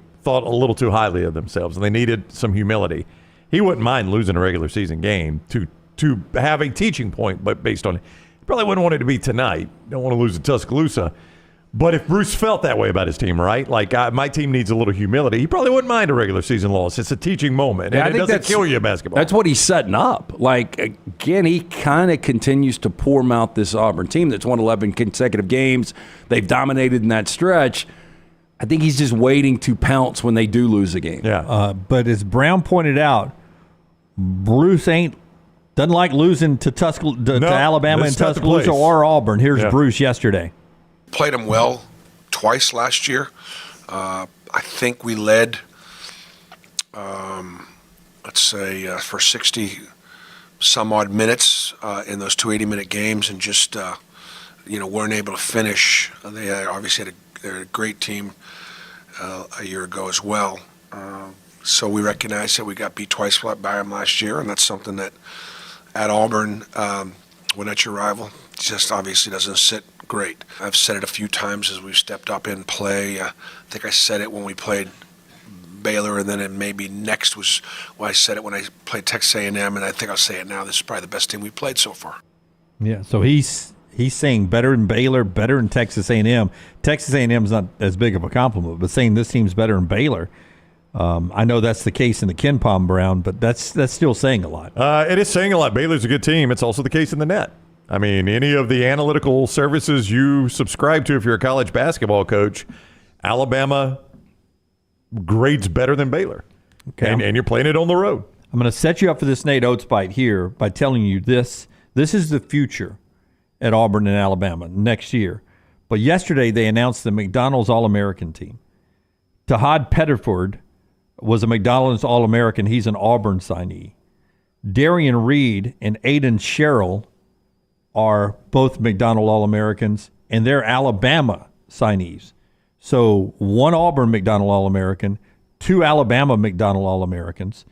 The McDonald All-American list isn't forever, and 3 of them are in this rivalry in the future coming in. Nate Oates making a point of where Auburn, Alabama, those 2 schools have grown in basketball in the last few years. This game's always been a big game in the state of Alabama. It's taken it from a big game in the state of Alabama to a big game in the country. I think games of the night on Wednesday, I think somebody put them out. Maybe it was Andy Katz said the Alabama-Auburn game, number one game, maybe even of the week. I'm not sure. Somebody sent it to me, but it's gotten to be that point. Like this, they're in first place in the league. We're 1 game behind them. If they beat us, they're 2 games out, and they've given themselves an unbelievable lead to win the league. If we beat them, we're tied for first place, and we're right there competing for a league championship again. So this game has meaning across the country, not just in the state of Alabama now. Yeah, and that's a fact. Stephen touched on it yesterday. The last 7 years, or the last how many years, 7 SEC championships between these 2 schools, whether it's tournament or regular season. This is the best game of the night in the country in basketball. It's the best game of the night. It is by far much more important for Alabama. I think, at some point Auburn's going to have to start beating some good teams. No, I get it, but they get Alabama at home. Chances, if they're able to take Alabama down in Tuscaloosa and then getting them back at home, I think it's much more important for Alabama. Yeah, because it's on home floor. I would agree with you. You're probably not going to go to Neville and win if you can't beat them at Coleman, right? And to y'all's point is, at some point, the metrics catch up to you. If you never beat anybody, you can play all these great games, and it holds you there for a while because people keep expecting you. Eventually, you're going to win some of these games. You got to eventually start beating some of these great teams. They can't just be on your roster. So 3 of the next 4 games on the road for Auburn. Obviously in Tuscaloosa tonight. Then they go to Starkville this weekend. Tricky game after Alabama, by the way. Yeah, and then they go to Oxford on February 3rd. Of those 3 games, what do you think their record is? I think they will. I don't know which one they will lose. I think they'll lose one of them. I think they're 2-1. Yeah, I think they're 2-1 too. Yeah, probably 2-1. I mean, they're not going to go undefeated, and those are tough road spots. Ole Miss, I don't know. I think they're 70 in the net right now, so that could drop out of a quad 1 win if you're able to get that one on the road. But State and Alabama firmly quad 1 wins. Firmly, especially on road games there in the Q1. All right, so that's the story tonight, 6:30. on ESPN or the Crimson Tide Sports Network with Chris Stewart or the Auburn Network with Andy Burcham. Should be a whole lot of fun tonight over in T-Town. When we come back, we'll get to trash. The story, this show being brought to you in part by our friends at A+. Tell us about A+, Brandon. It's who redid the master bathroom in my house. Scott is going to show you the before photos here of what our master bathroom looked like when we bought our house. We wanted the darker colors. We wanted it updated. And my wife scoured the internet. After we've been in our house several years, kind of kicked it down the road, and my wife scoured the internet and looked for the best person to do the job. She talked to several contractors, people that had used certain contractors. She picked Brad Bell. I'm glad she did. His quote was amazing, and his work was even better. His crews were so well prepared. They were so professional. They were on time. They were clean. They were courteous. I mean, just everything you would want from the crews. That's what you got with my man, Brad Bell. A+ Tile Home Remodeling. Financing options available. If now is the right time, but you're looking at it and you're like, financially, I just don't know if we can make the ends meet right now. Hey, they've got financing options available. Ask Brad about that. He will do the job to your specifications. He did it to ours. We were so thrilled. Anywhere in the state of Alabama, he can help you. 205-422-1758. That is 205-422-1758. He specializes in master bathroom, kitchen, and master bedroom closets. That's where you're going to get your money back if you sell your house, where you're going to enjoy it now. Master bathroom, kitchen, master bedroom closets. Brad Bell, A+ Tile Home Remodeling. Take the next round anywhere you go with official Next Round gear. Buy yours today at nextround.store. There are so many things I love about Walk-Ons. Authentic, mouth-watering Louisiana cuisine, prepared fresh, daily from scratch. A great beer selection and TVs everywhere to watch the big game every day of the week. And of course, they've got two great locations on Highway 280 and 119 and at Hoover near the Hoover Met. Walk-Ons is also a great place for happy hour, 2 to 6 Monday through Friday with $5 moonshine swirls, $5 house pours, and half-price appetizers. And it's an easy take-home experience for the family as well. Highway 280 and Hoover with Walk-Ons. When it comes to great clothing, I love comfortable clothing that I can also wear to the golf course or anywhere I go. I get that from Roback. Ryan Brown here for the next round. Whether it is the softest hoodies you'll ever find, they're great quarter zips, the polos, the pants, the crew necks, you can get them all at Roback.com, and we're helping you save. Your first order at Roback.com can get a 20% discount when you use code TNR20.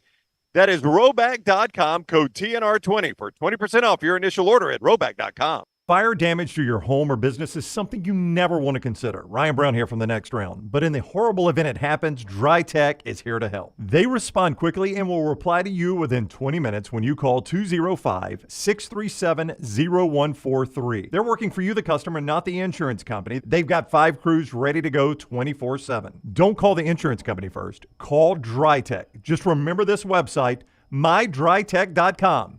That is mydrytech.com. When it comes to great clothing, I love comfortable clothing that I can also wear to the golf course or anywhere I go. I get that from Roback. Ryan Brown here for the next round.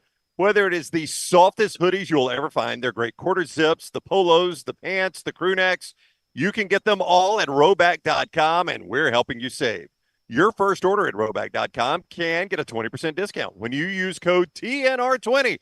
That is Roback.com, code TNR20 for 20% off your initial order at Roback.com. For more than 40 years, Red Wing Shoes has been helping the hardworking people of Alabama. This is why Red Wing Shoes has created the 3-step comfort solution. Step 1, a certified fit specialist will use a 3D scan to electronically measure your feet and arches. Step 2, the fit specialist helps you get the appropriate footwear for your occupation. Step 3, customize your boot or shoe with a Red Wing orthotic. Whether you have a high arch or flat feet, Red Wing has comfort solutions for you. So experience comfort at its best. Visit one of the Red Wing shoe stores located in Pelham or Trussville. O'Reilly Auto Parts World of Wheels, February 2nd through 4th. See customs, classics, and feature cars like the Batmobile and General Lee. Meet WWE's Mankind or Jerry Mathers from Leave It to Beaver. Get discount tickets at O'Reilly Auto Parts stores. Details at worldofwheels.net. Want more of the show? Download the app or visit nextroundlive.com for the latest podcast, The Mystery Fifth Hour, our Not For All Ages podcast, The Last Call, and the entire Double Down Media podcast family. All at nextroundlive.com and on the Next Round app.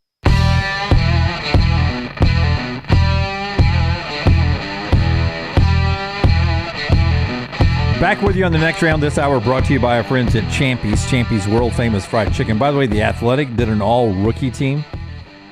And when you see this, you think to yourself, man, what a missed opportunity from Alabama last year. All-rookie NFL team this year in the NFL from the Athletic includes Jahmyr Gibbs, Will Anderson, Branch, and Battle. By the way, your two safeties on the all-rookie team for the Athletic, both Alabama rookies. Well, watching Brian Branch play this year, he is all over the field for Detroit. And that's not a particularly good secondary either. No. Everybody's throwing it on him. They roll the dice a lot and let him come on blitzes, but he's been one of the few playmakers on that defense. And you saw Jahmyr Gibbs done away. I mean, he might have been the difference in the game against your Bucks the other day. Yeah, 100%. He's a playmaker. And interesting list there. You can go check it out at The Athletic if you're a subscriber there. By the way, Kalen DeBoer is on with McAfee today, the Pat McAfee Show, getting some national pub there. I mean, that's got to be a great platform for the Alabama coach when it was Nick Saban this year, but for a guy who's out recruiting, trying to sell his name and his brand right now. We are laughing that he's doing the interview on a video from a car. And we're like, I would do that even if the car's parked in the parking lot. I want Alabama fans to think I'm out hitting the road. But I'd walk out the parking lot. Yeah, I'd have like a duffel bag in the back with like just kind of open with money hanging out. You got a few stacks of bills sticking up out of it. Well, I saw him at Parker yesterday. But the guy I saw around the most yesterday in the state, I mean, I saw Kalen the day before somewhere else down in the Mobile area. But yesterday, I saw Kirby Smart landing his helicopter at Thompson High School. I saw that. And then I saw him at a basketball game at Tuscaloosa County High School. I don't know who the recruits are or any of that. I don't follow it that close. But Kirby out having fun recruiting in his old state now that Nick Saban's gone. I saw Ryan Day, a photo of Ryan Day at an in-state basketball game as well. I wonder if it was Tuscaloosa County? No, I can't remember which school it was. But, I mean, these guys, man, this time of year, they're grinding it. Did Ryan Day look tired? He had the bags under the eyes. I cannot throw stones because I got bags under my eyes too. You remember the last time we talked about that? I told you what the solution was, and we got hit up a million times, and they sold the hell out of it. Disco? Yeah. I use it every day. It has helped mine. Yeah, I would tell you that his bags may be under his eye, but also in the trunk of his car too, because Ohio State's NIL is cooking. Sick of giving those free plugs for people like Disco. Yeah. You bought a couch recently? Okay, tell them about your couch. Well, Dunaway, I mean, you got hit up. I just showed you in break how many direct messages I've got that I have not responded to. Day one, when I talked about the new, most comfortable, affordable couch that I have ever had, I've had over 25 people just DM me directly. I've gotten back to about 10. I'm holding up. There's the new couch. That's how Bullet and Chili treat the new couch. The dogs like it. Now watch Bullet in the blue. He's about to do his zoomy. Those dogs. Watch, he's coming straight at the camera here. Full speed. Oh, God. Those dogs are wild, Lance. Yeah, it was like 9 p.m. the other night after doing 5 miles during the day. So you got rid of the white couch in the basement? Yeah, the white couch is now in the living room upstairs, the cloud. Who moved that? The movers. Okay. Or whoever brought the couch. Yeah. Pay them a little bit extra to move up one level, move up one level. Who brought the milk? The milkman. But I'm not trying to be difficult, and I'm not radio silencing anybody out there. I'm going to let you know, which I've already let some people know, the make of the couch and where you can purchase the couch. But based on the high demand, you guys are going to be shocked working an inside deal with this. Attaboy, Lance. I like it. So we're going to try to make the deal a little bit better for you guys, and LT will pass it along to you very shortly. So don't give up on that great couch deal just yet. And don't give up on trash. It's that time right now. Rockstar, hit the big button. Waves in opposition. Anita Dick is an opponent. Waves in opposition. Holden Hiscock is also an opponent. LT's Trash is presented by Mortgage Right. Mortgages done the right way.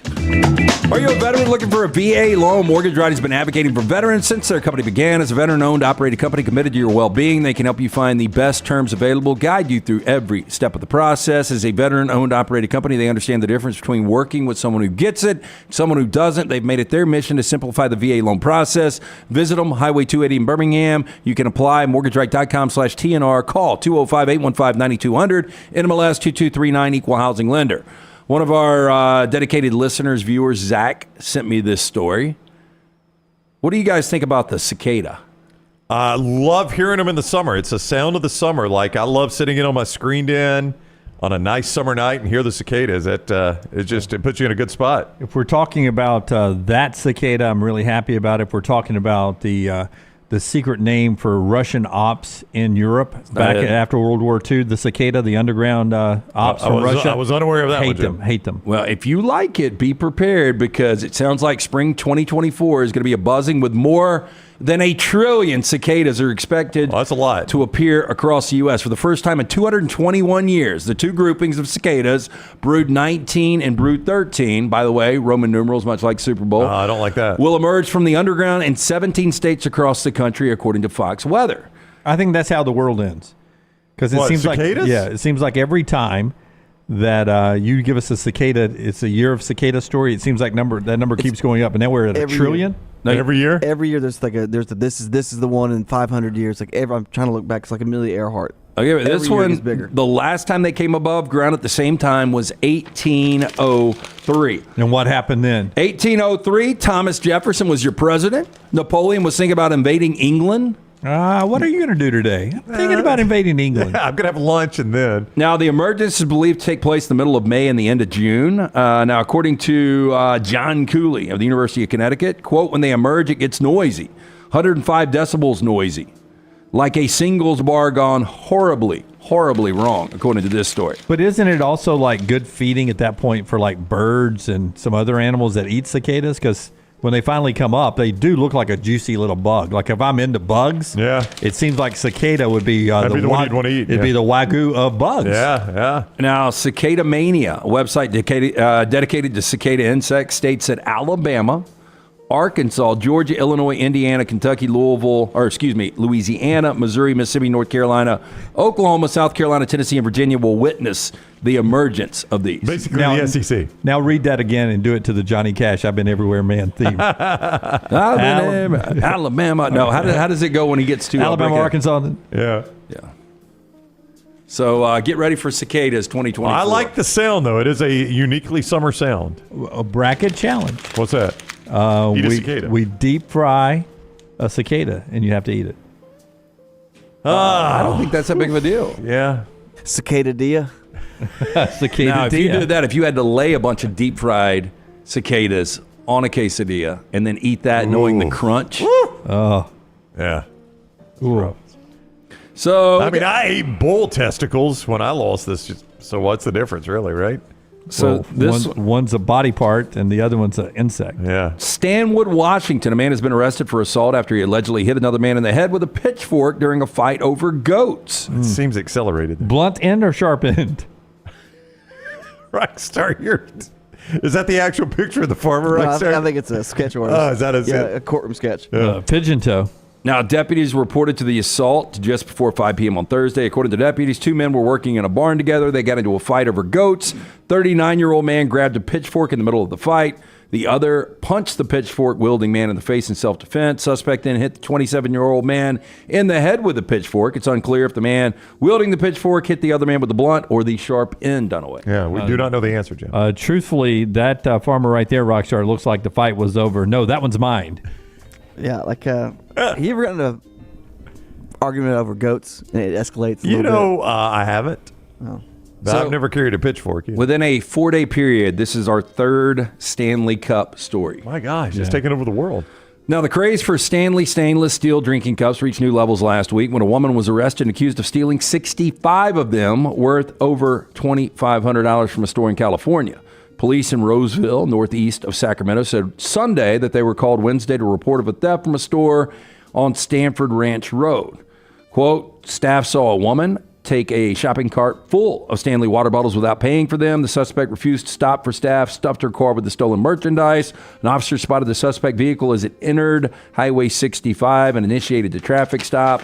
The so far unnamed woman, 23 of Sacramento, was arrested and accused of grand theft. Pictures released by video, as you see right there, show her car trunk, passenger seat stuffed with a variety of cups. Looks like the cabinet on my island right there. We have got so many cups. I do too. I don't know why we keep them all. Yeah, I don't either. I don't know if Jennifer's just like, God, I hate to throw it away, so I'll just put it under the island. It's commemorative. It's from Nukes. No, it's not even those. Those are in a different cabinet, Red Rockstar. Christmas one they did. Oh, I've got I've got a sleeve of Taco Mama. Oh yeah, I got a ton of those. That's not even what I'm talking about. Those are actually useful. Yeah. I'm talking about the ones we discard. Like, oh, I used this for 3 months, and now I've got a new one, and we put the old one under the island. Yeah, there. Johnny's Towing. You get the knockoff Orca the brand knockoff or whatever. ones. Yeah, I'm like, we can just throw the knockoff ones away or give them to Vapor or something. Boy, I hope you got a picture of this next check, Rockstar. We've got an advert for a house in Indonesia has gone viral online after the woman selling it offered to throw in an unusual extra feature for free. Well, her hand in marriage. Oh, I thought she was going to crack walnuts with her hands. Those are big hands. Now, the internet ad reads, for the most part, like your regular house listing, saying that the single-story property has 2 bedrooms, 2 bathrooms, parking space, and a fish pond. But it also proposes to buyers a, quote, rare offer. When you buy this house, you can ask the owner to marry you, alongside a picture of Weena Leah, 40-year-old widow and beauty salon owner, leaning against a car in front of her house. Now, the ad said the terms and conditions apply and notes that the offer is, quote, for serious buyers and non-negotiable. The house on the market for 999 million rupiah, which is about $75,000 American. What's her name again? Well, she's got some beat up knees. Weena. Weena's got beat up knees? Yeah. She also has Audrey Hepburn on her dress, looks like. So if she says... If she's got mud-stained knees. If she says yes, you can take care of 2 Weenas. I got that. What was her name again? Got to get the set up, don't you? I think that's a shadow on her knees, Lance. I don't know if they got mud on them. No, I think that is callous. Can we zoom in, Rockstar? Jim, you don't know Weena? Well, I mean, she may be a horticulturist. Damn, dude, her knees are banged up. She may have dove for a pickleball that was well hit, and she was trying to keep it alive. I'll tell you, with those rocks that have scattered from her little walk there, it looks like Bullet and Chili got a hold of Hey, them. boy, you hit that with a lawnmower and you'll know it. I just think it's her open-toed shoes. No, the rocks. How short is the cameraman? Yeah, she shouldn't have open. It looks like she's been doing clay projects with her feet. Yeah, I'm going to need to see a sports room before I ask her. And it's not even in writing that she's got to say yes. You just have to ask her. Hey, will you marry me? I'm going to ask her the last day we stay there, I promise. I want to know what happened to the ex-husband. Like, is there anything that hasn't been, like, figured out? Is it still an ongoing cold case? Because with that smile... She chopped his wiener off. I think she's got some, what you would call snakes behind those eyes. You think so? Yeah. I'm going to do a little investigation if I'm buying that house and asking... she's got big hands. That's all I'm going to say. I don't know what happened to the husband. Does that intimidate you, Dunaway? Yeah. I'm going to go Jerry Seinfeld. Those hands, not happening. Utah teen was arrested back in December for allegedly taping fish on various surfaces in Utah, according to multiple reports. 2 wieners? Police arrested 17-year-old for allegedly taping fish to ATM machines around Provo, Utah, according to Fox 13. The teen, who remains unidentified, reportedly posted pictures and videos on Instagram of the alleged incidents. Provo Police Department alleged he taped numerous fish throughout the area from August until October. While at first prank seemed to be innocent, cleaning up the mess became costly, making it a criminal matter. I can imagine. Videos posted on the Instagram show numerous kinds of fish in various sizes taped to ATMs with what appears to be duct tape. Few posts show cigarettes placed in the fish mouth. The account titled Fish_Bandit84 has 55,000 followers. How much weed had this dude smoked when he came up with this idea? I was just saying he probably could get creative and come up with something he could actually monetize. Yeah. Because now this has become criminal activity. You can't monetize that one right account. there. That one right there. If the head turns and he starts singing, rolling on the river. No, it's Take Me Back to the Water. To the river. Got that at Cracker Barrel. Yeah. When he tapes it there, does he turn to his sidekick and say, "Let's get the bass out of here"? Get the bass out of here. No. I mean, he's got your bass out of here. He's got to catch the fish, first of all. I mean, this is a pain. Is this, did he misread something and he's misunderstood that he thinks he's catfishing people? What was her name? Weena. Okay. Weena Chicken Dina. Dunaway thought you had 2 wieners, man. Yeah, that's what I'm suggesting a couple of times. All right, insufficient funds on that one, Rockstar. Got to throw that one back. Hey, he's just using old school masking tape, isn't he? He is. He was out of the electrical. I got plenty of tape. I got plenty of fish. Don't have enough tape. All right. That is Trash Today, brought to you by our friends at Mortgage Right. Buying a home, major milestone in life. Getting it right comes down to the right advice at the right time. That's why we're proud to partner with our friends at Mortgage Right, who do mortgages the right way. Locally owned and operated. 205-815-9200. MortgageRight.com/TNR. NMLS 2239. Equal housing lender. Take me to the river. You know what that fish isn't doing anymore in Mormon country? Soaking. That is true. Good point. Dried out. When we come back, a couple of big things to wrap up with, including one more from Bruce Pearl before Auburn takes on Alabama tonight, where at one point it was 3.5. We'll give you an updated moving live line from our friends at mybookie.ag when we come back on TNR. Call the next round now at 205-734-0923. This hour of the next round is presented by the Birmingham Racecourse Casino, now featuring 7 days of giveaways with your chance to win a share of up to $125,000. The more you visit the Birmingham Racecourse Casino, the more chances you have to win.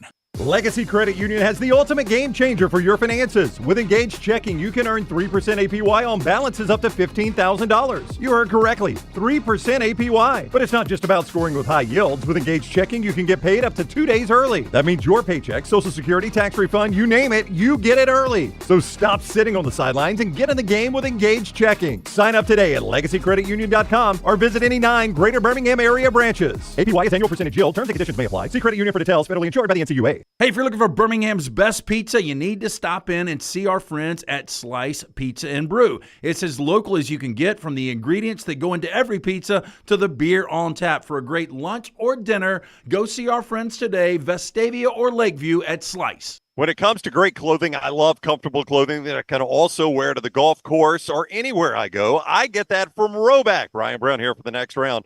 Whether it is the softest hoodies you'll ever find, they're great quarter zips, the polos, the pants, the crew necks, you can get them all at Roback.com, and we're helping you save. Your first order at Roback.com can get a 20% discount when you use code TNR20.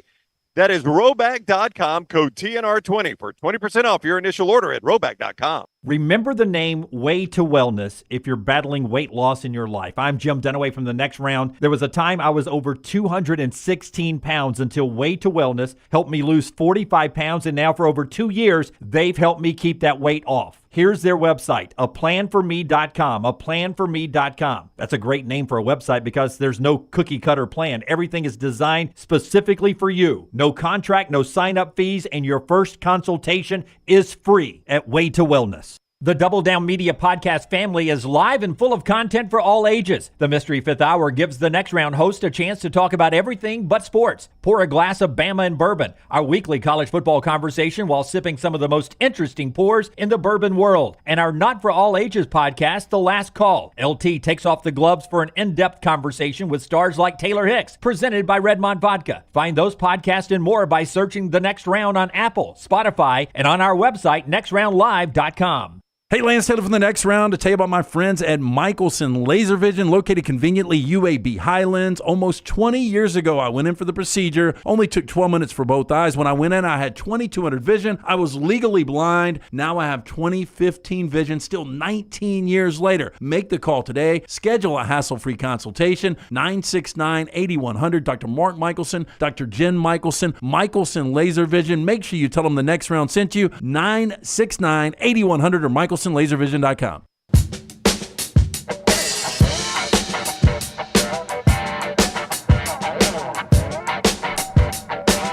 Before LT tells us about Odie's, LT's neighbor on the earlier Ryan Williams conversation, the 5-star wide receiver from Saraland, Ryan Williams. Bama Online just put out a prediction for him to Bama, which usually means they know if they put one out. I have noticed a little bit of a change in this. Like in the chat room, it seemed like Auburn fans are very confident in getting him. And Little T sent out a video earlier of us discussing it. And on Twitter and in the chat room, it seems like a lot of Auburn fans have swung back to him going to Alabama now, which I wonder what changed there.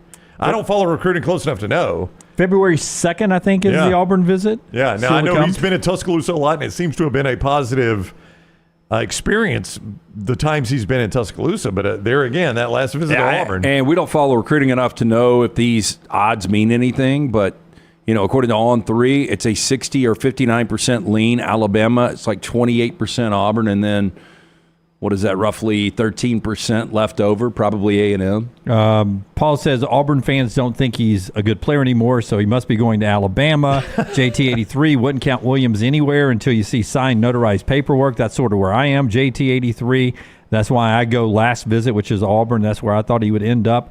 Think he's putting on a show, makes his commitment to Auburn look bigger, but we'll find out. Bobby says RW is going to Auburn.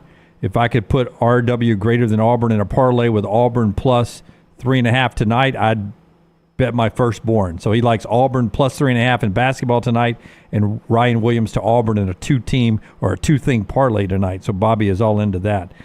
I told this to Forrester earlier. He laughed at me.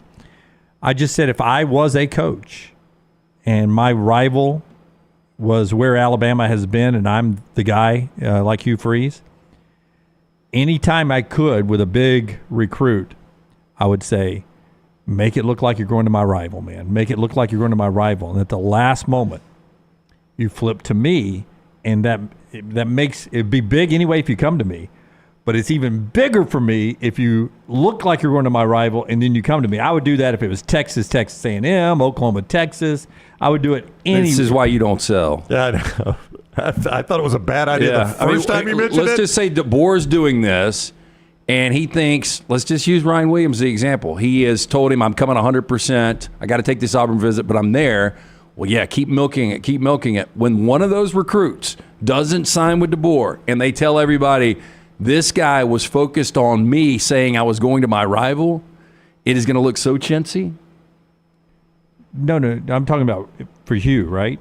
No, I'm talking about just because these guys, you think you've got them 100% and they're acting like they might go to your rival, they could flip and still go to your rival. 100%. Always could. There was one other college football game I was going to get to before we get back to basketball. Tell us about Odie's. Rockstar Wednesday night. Trivia.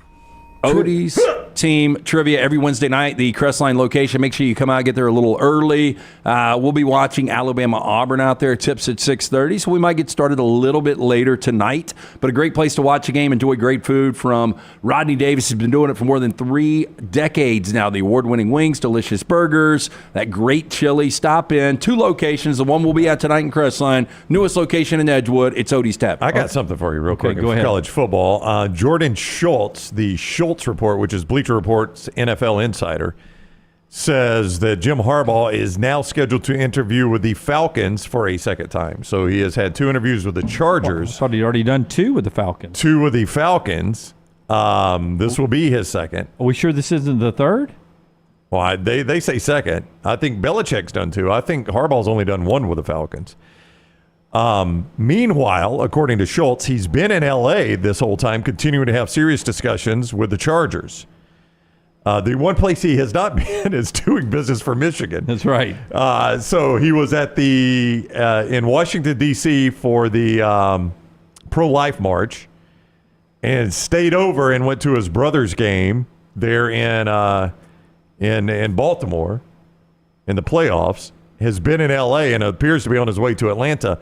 Meanwhile, every other coach in college football that's coaching a team is on the road recruiting. Yeah. Which I think tells you everything you need to know about what Jim Harbaugh's about to do. Where is Atlanta slotted right now? In what? In the first round. You know, Forster? 8th. It's pretty good. I mean, look, you're going to get a quarterback. Yeah, you're going to have to. And it's Harbaugh. Does he want to work with one of these quarterbacks? I mean, I would think you're going to be in the Drake May sweepstakes at that point. Yeah. Do you want to go with that, kind of the unknown, or would you rather go with a proven quarterback in L.A.? I'd rather go with a proven quarterback. I'm just saying, if I'm a Michigan fan, I want him to do something or get off the pot, right? Yeah, that's what Taylor's saying. Who's recruiting for Michigan right now? That's my point. Is you just talked about Kirby Smart was flying helicopters all over the South yesterday. Yeah, Ryan Day was in Alabama. We just saw Kalen DeBoer doing an interview with Pat McAfee from a car. 20 minutes long, by the way. Yeah, he's out recruiting.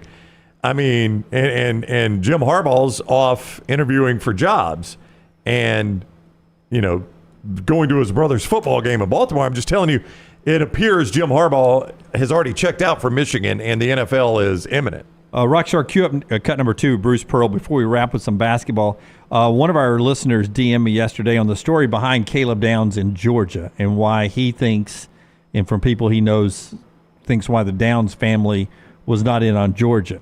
He said his brother Josh Downs, who went to North Carolina, is now a rookie for the Colts.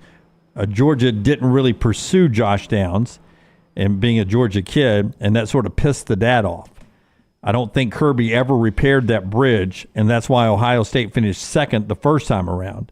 Dad has a lot of influence over Caleb, and I'm pretty sure that was the chatter whenever Caleb committed to Alabama over Georgia or Ohio State and Georgia the first time. So Caleb never really in the mix to Georgia because a little grudge from the family that Josh didn't get looked at by state school Georgia. Well, I tell you what, Lance, you got to recruit so differently in this era now because if you finish second for a kid, there's a good chance you got him in a year. So I don't know how it used to end. Yeah, that's why you got to keep in touch with these kids. That's what I'm saying. And I don't know how it used to end. And I know a lot of people made a big deal out of what Caden Proctor said in that interview, which I'm sure you guys talked about Monday, from the Iowa basketball game where Iowa just stayed in touch with him. They lost him to Alabama, but they never cut off communication with him. And you could call it tampering. Well, technically it is. But every school in America is doing it. As I said, I would be doing it all the time. Of course. We threw the question at Tyler Booker when you were out on Monday. And I asked him, I was like, how often do you get hit up by other schools that recruited you?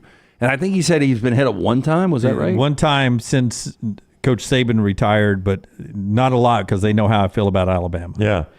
But if I finished second to Caleb Downs, if I was Ohio State, I made sure I stayed in touch with him. And I know you call it tampering all you want, but I would stay in touch with Caleb Downs. And that's the way this world is working now until the rules change or until players are employees and they're under contracts.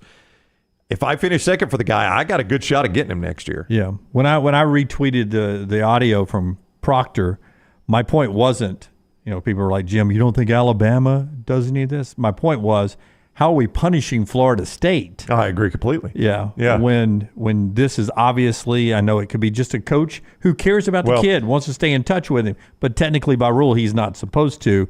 And Florida State is, not technically hammered, but they had some penalties. But see, to me, the Florida investigation is far more intriguing. Yeah, lied about NIL money. Yeah, because this is me telling Jaden Rashada, we'll get you $13 million, and we didn't do it. And I don't know that the NCAA, well, I don't think the NCAA has any power anymore, but I just wonder how much this slows down schools lying to kids about the kind of money if Florida gets hammered. Now, personally, I look at that Florida situation, and I think it means, and what we normally talk about on this show, when you see a story like that leak out, a lot of times it's a booster that's ready to be done with Billy Napier. And I'm just going to go ahead and leak this out so it's hanging over his head, and if he loses 3 or 4 games, we're going to get rid of him. And I know we don't think Florida State's punishment was a big deal, but you go ask their AD, Michael Offer, what's it like right now, 1% of your budget paycheck. That's right. Or budget at the athletic department to the NCAA. It's not a fun check to write. Basketball tonight.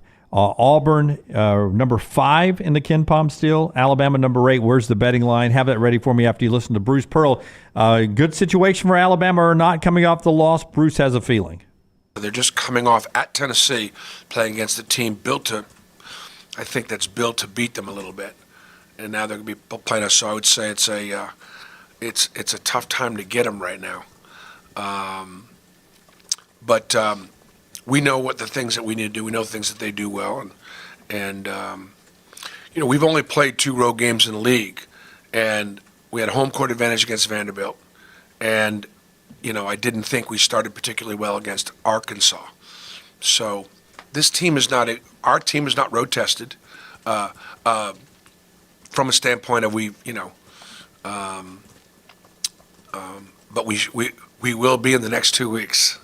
Yeah, they're about to go on a 3-game road trip here around the SEC. Where are we at mybookie.ag? Right now, you can get Alabama minus 3.5 at mybookie.ag, a total of 162.5 for that game. And that's where it's been the whole show. Lance said it opened at 2. I did not see where it opened. I saw yesterday there were a couple of people sending me 2. I don't know exactly where that was shopped. Yeah, but 3.5 has been a pretty solid line the entire course of this show. It has stuck there at Alabama favored 3.5. Lanceslock.com to get plays and mybookie.ag to play the games. 4-0 last night at Lanceslock.com. We had the 2 ranked teams losing outright. We had Texas over Oklahoma. We had South Carolina over Kentucky. Now, so jump on board, Lanceslock.com. I am a far from an experienced gambler. But 4-0 is good? No. I was going to ask Lance about this. I brought this up to Steve Pearl yesterday. I think Auburn, if I remember right, 5th in the nation in first halves.